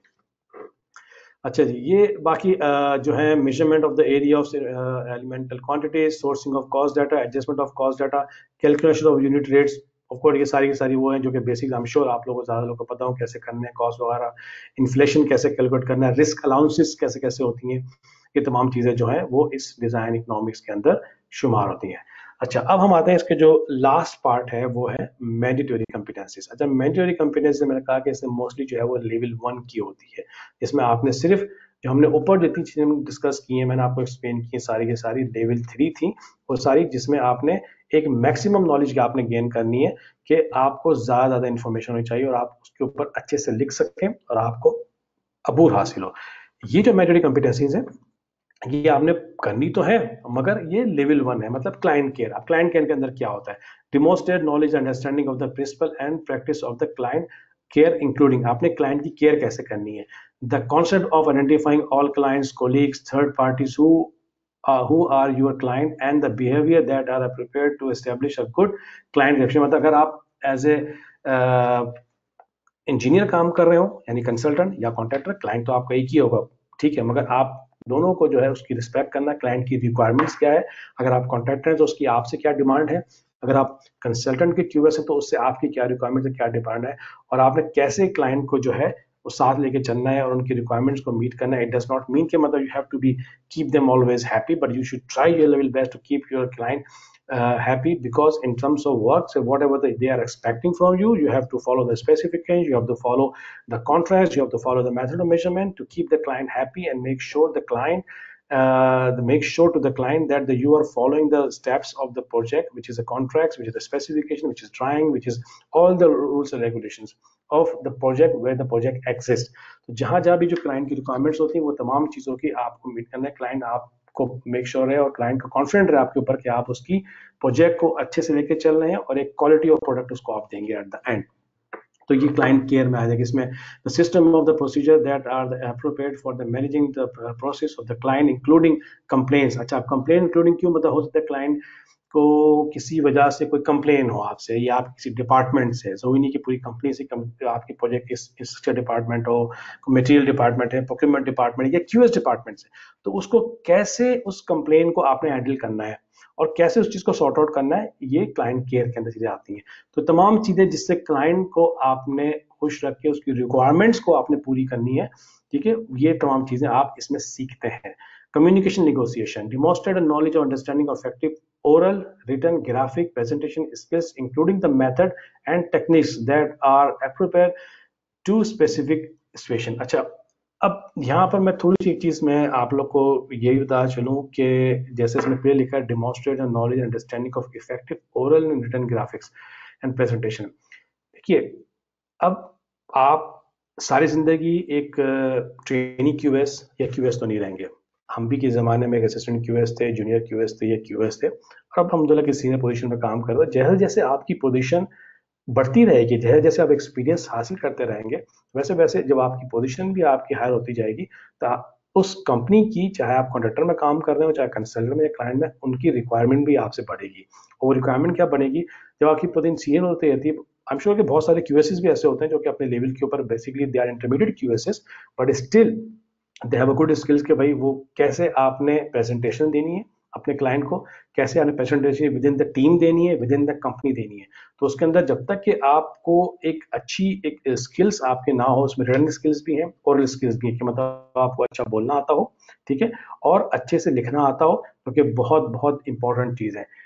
हम पाकिस्तानियों का अनफॉर्चुनेटली थोड़ा सा इंग्लिश में हाथ तंग होता है, और इसमें कोई शर्मिंदगी की बात नहीं है, बट हमारा एक जो एजुकेशन सिस्टम है अनफॉर्चुनेटली जिस किस्म का है कि मोस्ट ऑफ द हमारे जो क्यूएसएस होते हैं, डिप्लोमा होल्डर क्यूएसएस, उनका इनको उनका इतना एक्सपोजर नहीं मिल पाता उनको इंग्लिश में इतना, समझे कि थोड़ा सा अपना आपको थोड़ा सा बेहतर करने के लिए। बट जब आप एक प्रोफेशनलिज्म की तरफ जाते हैं, जब आप ये प्लान करते हैं कि नहीं यार मुझे कोई प्रोफेशनल, मुझे एफिलिएशन लेनी है, मुझे मेंबरशिप्स लेनी है, या मुझे इंटरनेशनल मार्केट में अपने आप को कम्पीट करना है और मुझे इंटरनेशनल मार्केट में जॉब सर्च करनी है, तो definitely you have to have improve your English skills. तो आपने वहां पर अपने आप को थोड़ा सा करना है। ये इट्स नॉट ऑफ कोर्स ये ओवर द नाइट कभी नहीं आता, ये छड़ी कमाई और आप इंग्लिश आप सीख कर लेंगे, मगर अगर आज आप इस चीज को कोशिश करेंगे तो इंशाल्लाह आस्ता आस्ता आप इसको ग्रेजुअली इंप्रूव कर लेंगे। जिसकी सबसे बड़ी मिसाल ये खुद आरएससीएस आपको कह रही है, कम्युनिकेशन निगोशिएशन ये एक स्किल है जो कि आपको आनी चाहिए। जब आप अच्छे से कम्युनिकेट नहीं कर पाएंगे तो आप अपनी बात को निगोशिएट भी नहीं कर पाएंगे। यानी आपको पहले, जैसे मिसाल के तौर पर आप अपने तौर पे जैसे इसको आप डे टू डे कैसे करते हैं, अगर आप इनमें से बहुत सारे जो कि कॉन्ट्रैक्टर क्यूएस हैं, जब वो कभी कोई रिपोर्ट बनाते हैं या इंट्रीम पेमेंट बनाते हैं या फिर कोई न्यू रेट बनाते हैं या कोई वेरिएशन बनाते हैं, और फिर आप बैठते हैं इंजीनियर के साथ उसको डिस्कस करते हैं, उससे कम्युनिकेट करते हैं, उसको कन्विंस करने की कोशिश करते हैं, उसके साथ निगोशिएट करते हैं। जैसे कि जो कंसर्न क्यूएस होता है वो उस कॉन्ट्रैक्टर के प्राइस को, कॉन्ट्रैक्टर के एवोल्यूशन को उसको निगोशिएट करता है, उससे बात करता है। तो ये बेसिकली एक स्किल है, जितनी अच्छी आप में स्किल होगी उतनी अच्छे तरीके से अपनी बात मनवा सकते हैं आप। So this is one of the competencies। अच्छा, conduct rule, ethics and professional, ये जो है थ्रू आउट बेसिकली ये प्योरली आरएससीएस रिलेटेड है। तो ये एथिक्स जो होती हैं आरएससीएस की अपनी एथिक्स हैं, ठीक है।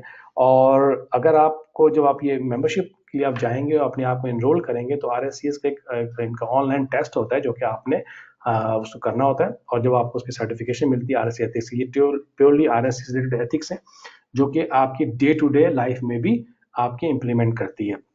It's a very detail topic, इंशाल्लाह इसके ऊपर हम आपको एथिक्स के ऊपर बता देंगे। वैसे तो खैर आपको सभी को पता है कि एथिक्स क्या होते हैं, कि एक स्टैंडर्ड एथिक मतलब आप एक प्रोफेशनल क्यूएस हैं, तो प्रोफेशनल हर क्यूएस के लिए, चाहे कोई प्रोफेशनल, चाहे वो इंजीनियर हो, चाहे वो किसी प्रोफेशनल तक, इवन के एथिक्स तो हमारे रिलीजन में भी है और एथिक्स हमारे डे टू डे लाइफ में भी, कि हम एथिक्स और रूल्स ऑफ कंडक्ट को फॉलो करें। अच्छा जी, सेकंड उसके बाद है conflict avoidance management and dispute resolution process. अच्छा, इसमें क्या क्या चीज होती है, ये बड़ा again it's a very wide topic, और एक ये बहुत ही हाई लेवल पे आ जाता है, जबकि क्यूएसएस जैसे जो आप लोग को बेसिकली समझाने का और आप लोग को नॉलेज शेयर करने का हमारा मेन मकसद यही है कि जो आप लोग को ये एक्सपोजर देना कि क्यूएस जो है वो सिर्फ पेमेंट वेरिएशन से निकल के क्यूएस का रोल जो है इस वक्त समझे कॉन्फ्लिक्ट अवॉइडेंस, लॉ और एक्सपर्ट विटनेस तक भी जो है क्यूएस का रोल होता है। अब ये जो टॉपिक है जिसमें हम कॉन्फ्लिक्ट अवॉइडेंस में क्या आप पढ़ते हैं, इसमें पढ़ते हैं आप demonstration knowledge and understanding of the technique of conflict avoidance, conflict management, dispute resolution process, including example, education, arbitration, appropriate to your pathway। तो अब प्रोजेक्ट में जब कभी कोई डिस्प्यूट हो जाता है, यानी मैं इसको अगर आपको मैं कॉन्ट्रेक्चुअली मैं आपको इस तरीके एक्सप्लेन करूं कि कॉन्ट्रैक्टर ने एक वेरिएशन बनाया और उसको इंजीनियर को सबमिट किया एज पर फिडिक, ठीक है। उसके बाद इंजीनियर ने उसको एवेल्युएट किया, उसको असेसमेंट बना के कॉन्ट्रैक्टर के साथ शेयर किया। कॉन्ट्रैक्टर उस पर एग्री नहीं किया, वो कहता है जी ये फेयर नहीं है और मतलब मैं इस पर एग्री नहीं करता। सो व्हाट नेक्स्ट, उसके बाद जो इंजीनियर होगा वो उसको आगे फॉरवर्ड करेगा क्लाइंट को अपने डिटर्मिनेशन के साथ, दैट्स कॉल्ड इंजीनियर डिटर्मिनेशन, कि भाई ये हमारा डिस्प्यूट है, कॉन्ट्रैक्टर इस पर एग्री नहीं कर रहा और मेरा डिटर्मिनेशन जो है वो फेयर है, और मैंने एक बड़ा एक बैलेंस मैंने इसको असेसमेंट किए, और वो उसको क्लाइंट को देगा। फिर क्लाइंट कॉन्ट्रैक्टर के साथ बैठेगा और कॉन्ट्रैक्टर के साथ डायरेक्ट उसको करेगा, हाँ भाई क्या आपके इश्यूज हैं, अब मैं आप डायरेक्ट एज ए क्लाइंट बात करता हूं मैं आपसे। हो सकता है वहां भी प्रॉब्लम रिजॉल्व ना हो, देन व्हाट, अब कहीं से प्रॉब्लम रिजॉल्व, कहीं तो मूव आगे फॉरवर्ड, तो भी वो कॉन्फ्लिक्ट में चला जाता है। तो हर प्रोजेक्ट के ऊपर जो है वो कॉन्फ्लिक्ट का एक अलग से एक क्लॉजेस होते हैं कि जी कॉन्फ्लिक्ट हो तो उसको कैसे रिजॉल्व करना है। वो एजुकेशन के बेसिस भी हो सकता है, वो आर्बिट्रेशन भी हो सकती है, वो डिस्प्यूट रेजोल्यूशन बोर्ड भी को हो सकता है। बहुत सारे इसके मैकेनिज्म है जो कि आप इंशाल्लाह डिटेल से जब आप थोड़ा पढ़ेंगे तो आपको इस बारे में नॉलेज होनी चाहिए कि अगर प्रोजेक्ट डिस्प्यूट्स पर जाता है तो आपके पास क्या क्या ऑप्शंस होने चाहिए आपके पास। इसमें ज्यादातर ऑप्शंस कॉन्ट्रैक्ट में ऑलरेडी डिफाइन होते हैं और कुछ इंटरनेशनल भी होते हैं। तो जो कॉन्ट्रैक्ट में आपके लिखा हुआ है वो भी आपको पता चाहिए कि आपका कॉन्ट्रैक्ट क्या कहता है इन टर्म्स ऑफ डिस्प्यूट, और कॉन्फ्लिक्ट को अवॉइड कैसे किया जा सकता है। ये तमाम टेक्निक्स जो होती हैं ये आप इसके अंदर नॉलेज गेन करेंगे। डाटा मैनेजमेंट जो है वो basically how to manage the data, इसमें ये आप पढ़ेंगे demonstrate the knowledge and understanding of the source of information and data and of the system applicable to your area of practice, including the methodology and technique most appropriate to collect the stored data। मतलब project के ऊपर data आपने filing system, आजकल हर चीज जो है वो आपको पता है कि वो कंप्यूटर रिलेटेड होती जा रही है और अब हार्ड कॉपीज का दौर कम से कम हो गया, स्पेशली जो है आई एम श्योर पाकिस्तान में भी ये इम्प्लीमेंट हो चुका होगा काफी हद तक प्रोजेक्ट के ऊपर और उसको फॉलो हो रहा होगा। कोविड की बात, लास्ट ईयर मार्च के बाद से जब से एक कॉन्सेप्ट चेंज हुआ है वर्क फ्रॉम होम का और रिमोटली काम करने का, तो उससे ये हुआ कि डाटा शेयरिंग, अब आप वो सिस्टम चला गया जी कि गवर्नमेंट सिस्टम की तरह फाइलें यहाँ से वहाँ मूव हो रही है, हार्ड कॉपी यहाँ टप्पे लग रहे हैं, उससे स्टैम्प कराएं, ऐसे साइन कराएं। अब डिजिटल सिग्नेचर्स होते हैं और तमाम डॉक्यूमेंट डिजिटलाइज तरीके से जो है वो डाटा मैनेजमेंट, मतलब जिसमें डिफरेंट सॉफ्टवेयर यूज हो रहे होते हैं, कोई इसको शेयर पॉइंट में यूज कर रहा होता है, कोई एकोनिक्स पे बनाया हुआ होता है, किसी ने और भी बहुत सारे डॉक्यूमेंट मैनेजमेंट सिस्टम है जो कि यूज हो रहे होते हैं। तो सब कुछ इलेक्ट्रॉनिकली हो रहा होता है, तमाम हार्ट लेटर्स इलेक्ट्रॉनिकली मूव हो रहे होते हैं और इसलिए क्यूएस का भी अब रोल जो है वो नहीं खत्म हो गया, मतलब कि पूरी पूरी आपके ऑफिस के अंदर बॉक्स फाइल का ढेर लगा हुआ है और आपको इतनी इतनी शेल्फ चाहिए, आपको स्पेस चाहिए उनको स्टोर करने के लिए। अब हर चीज डिजिटलाइज हो गई है, उसकी स्कैन कॉपीज करके फोल्डर्स बना के आप अपने पास रखते हैं, which is easy to share, which is easy to save. तो ये you will learn about all about data management, how to manage your data. Health and safety again इसको क्या एक्सप्लेन करने की जरूरत है, आप सबको पता है प्रोजेक्ट पे कैसे हेल्थ एंड सेफ्टी मैनेज होती है, कैसे आपने उसको फॉलो करना है, उसके कोर्स क्या क्या होते हैं वो आप पढ़ेंगे। सस्टेनेबिलिटी जो कि एक बड़ा समझे कि इस वक्त एक ऑन गोइंग बड़ा टॉपिक है हर ऑल ओवर द वर्ल्ड कि सस्टेनेबिलिटी क्या चीज़ है। सस्टेनेबिलिटी मतलब जो है seek a balance economic, environmental and social objective eight global, national and local levels in the context of land property and the built environment. तो built environment basically कि कोई भी ऐसी चीज सस्टेनेबिलिटी मतलब जो कि लाइफ साइकिल में काम आ सके, जिसका जो है वो इन्वायरमेंटल इफेक्ट ना हो इतना ज्यादा, कोई भी ऐसा मटेरियल इन्वायरमेंटल इफेक्ट ना हो, वो तमाम चीजें इसके अंदर आती है। Team working, that's one of my favourite. Team working basically ये एक ऐसी चीज है जिसके बगैर चाहे क्यूएस हो, चाहे एक इंजीनियर हो, चाहे एक इंसान हो, चाहे एक फैमिली हो, हम सब फेल है। चाहे घर हो वो भी टीम के साथ मूव होता है, जिसमें एक हस्बैंड वाइफ और बच्चे होते हैं। एक प्रोजेक्ट होता है वो भी टीम से मूव में डिफरेंट डिपार्टमेंट्स होते हैं, उसमें डॉक्यूमेंट्स डिपार्टमेंट और डॉक्यूमेंट्स हेल्थ एंड सेफ्टी और क्यूएस है, इंजीनियर्स हैं, प्रोजेक्ट मैनेजर, सबकी टीम होती है। और विद इन द क्यूएस भी हमारी टीम होती है जो कि हमारी क्यूएस टीम होती है। जिस ऑफिस में आप काम कर रहे होते हैं आपके कोलीग्स होते हैं, आपके साथी जो आपके डिपार्टमेंट में काम कर रहे हैं। किसी प्रोजेक्ट आप समझे कि जी मैं ही इस काम को कर लूंगा, मतलब द मोमेंट यू रियलाइज के मतलब मैं ही सब कुछ हूँ, that's the time when you आपका जो डिक्लाइन आपके प्रोफेशन में आना शुरू आता है। इसलिए टीम वर्क बहुत ज्यादा जरूरी होती है, जितनी अच्छी टीम वर्क होगी उतना ही बेहतर आप जो है प्रोजेक्ट को डिलीवर कर पाएंगे और अपने अपने काम को अच्छे से कर पाएंगे। That's what they said, that demonstrate knowledge understanding of the principles, behaviour, dynamics and work in a team. तो उसके बाद लास्ट ये जो हमने ऊपर सारी चीजें पढ़ी, ये तमाम चीजें जो वो कॉम्पिटेंसीज थी जो कि आपने पढ़नी होंगी। उसके बाद कंटिन्यूइंग प्रोफेशनल डेवलपमेंट जो कि सीपीडी कहलाती है। जब आप आरएससीएस के लिए इनरोल करते हैं तो आपको certain level of number of CPDs आपको रिक्वायर्ड होती है कि आपने कितने घंटे आपने पढ़ा और आपने कौन कौन से टॉपिक पढ़े। जैसे कि इसमें लिखा हुआ इन योर सबमिशन, ये आप यहाँ पढ़ सकते हैं, ये लिखा हुआ है in your submission documents must record 48 hours of CBD, मतलब आपको साल के this must be 12 month prior to your associate assessment. जब आप असेसमेंट के लिए तमाम चीजें लिखने के बाद, जो ऊपर हमने कंपिटेंसी पढ़ी है सारी की सारी, इसके ऊपर आपने तमाम चीजें लिखनी है आपने इन कंपिटेंसीज को, ठीक है, इन कंपिटेंसी को लिखना है आपने।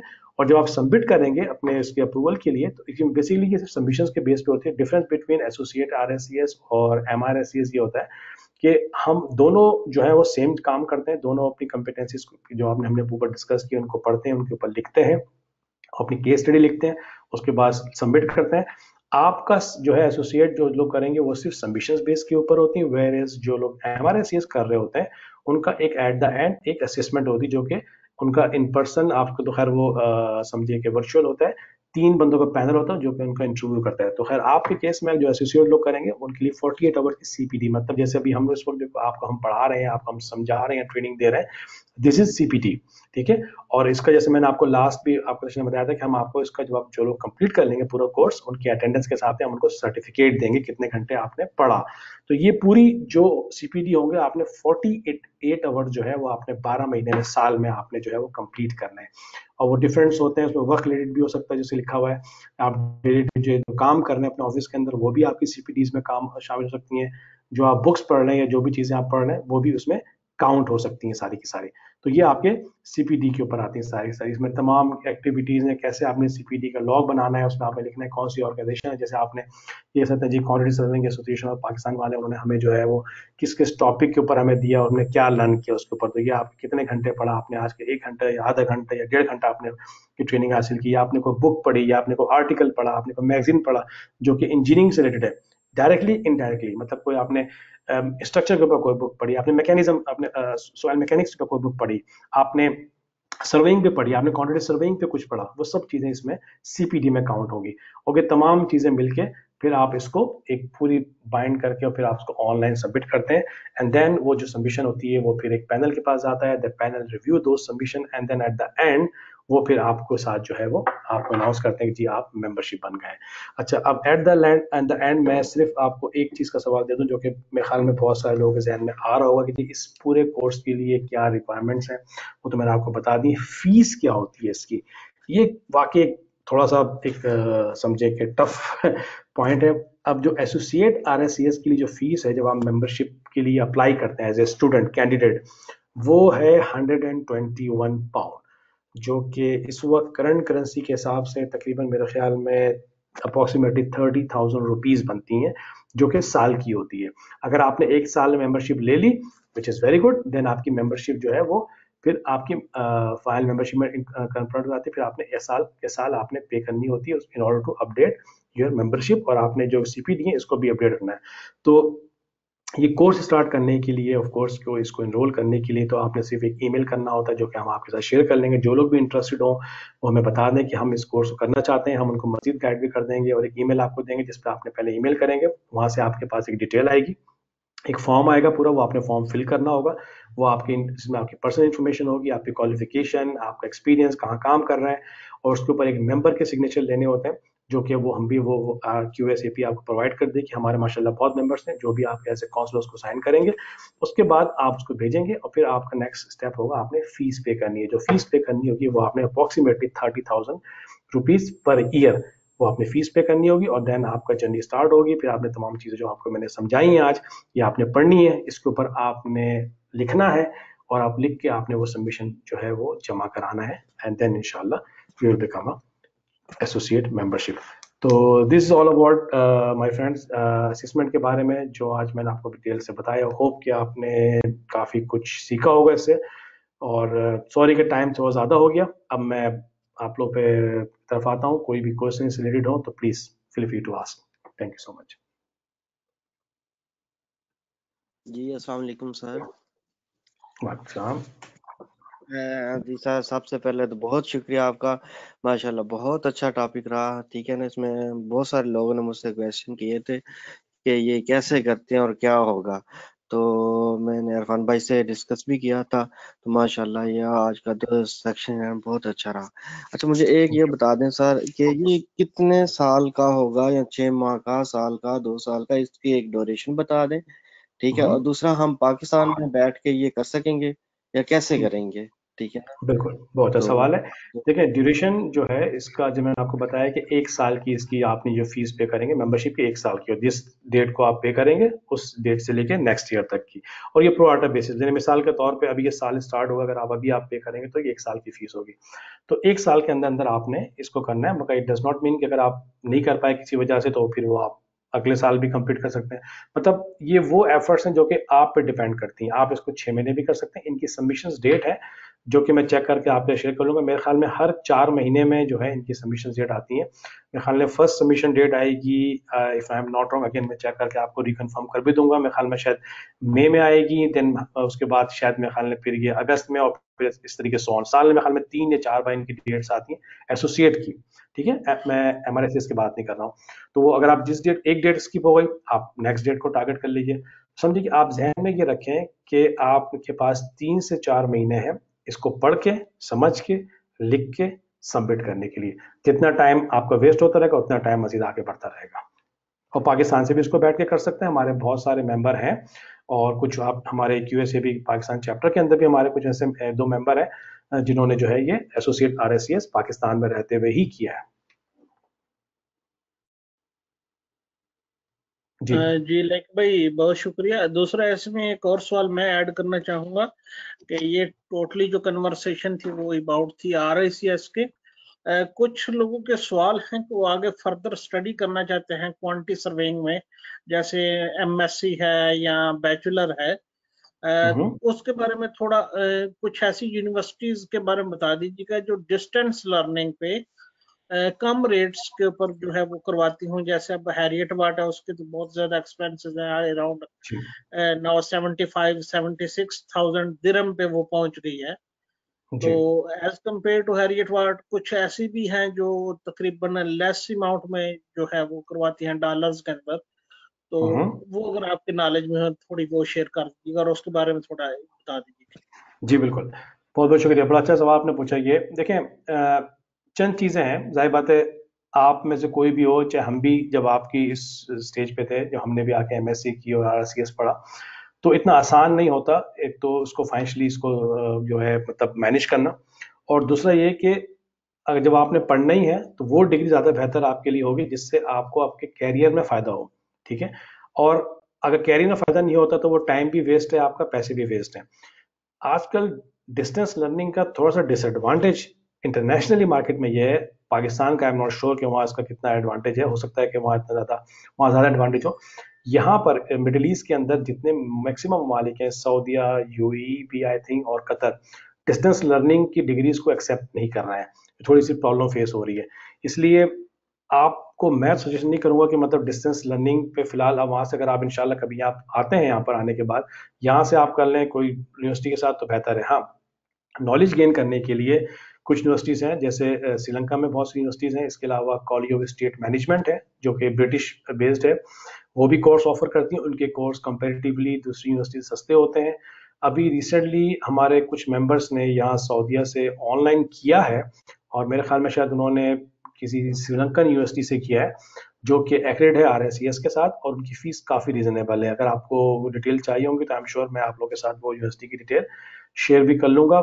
मगर अगेन पैकेज पे फीस वाइज वो काफ़ी ज़्यादा एक्सपेंसिव रहती हैं। अगर मैं उसको मिनिमम भी मैं आपको एक रफ आइडिया भी दूँ, ऑफकोर्स मुझे कोई अभी फिलहाल ध्यान में मेरे फिगर नहीं है, मगर जैसे इरफान साहब ने बताया कि एमएससी के लिए तकरीबन 70-75,000 की अमाउंट बनती है, जो कि मैं समझता हूँ अगर हम उसको पर मंथ पे हम लेके आए तो तकरीबन वो 1.25 लाख, 1.5 बनेंगे, तो कि मतलब ऑलमोस्ट लाइक इम्पॉसिबल कि पाकिस्तान में रहते हुए इसको आप जो है वो पे कर सकें।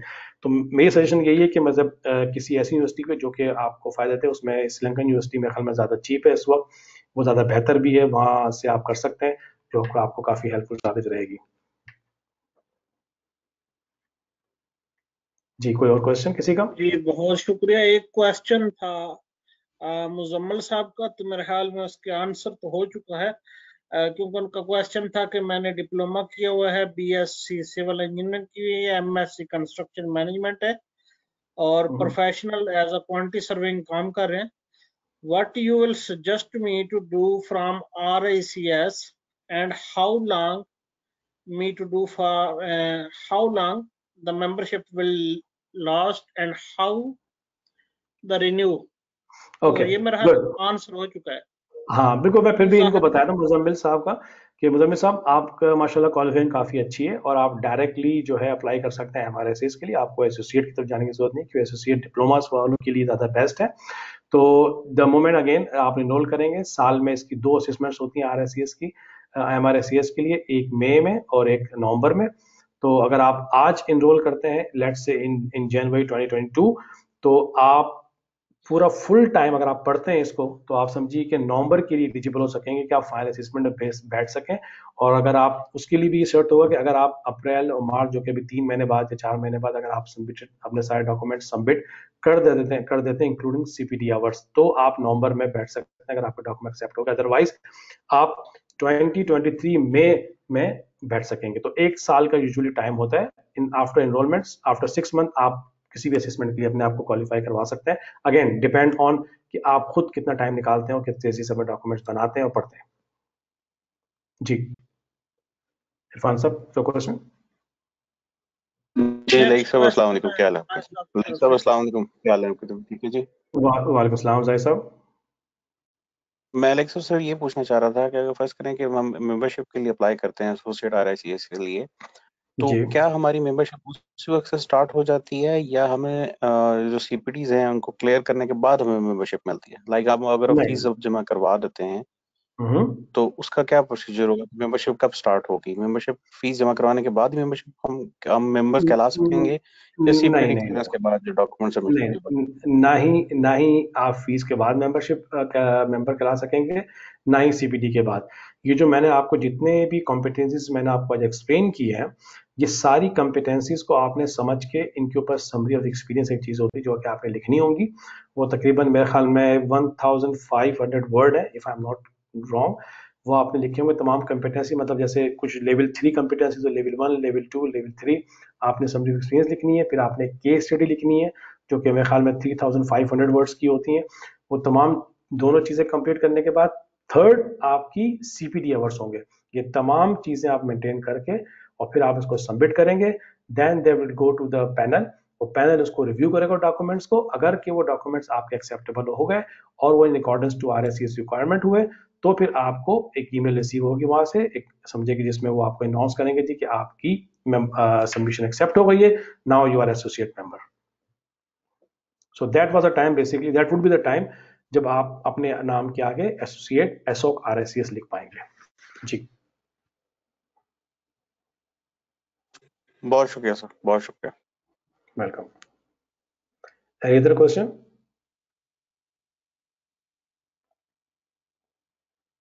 जी मेरे ख्याल में और तो कोई क्वेश्चन नहीं अभी तक। Anyone have any question please?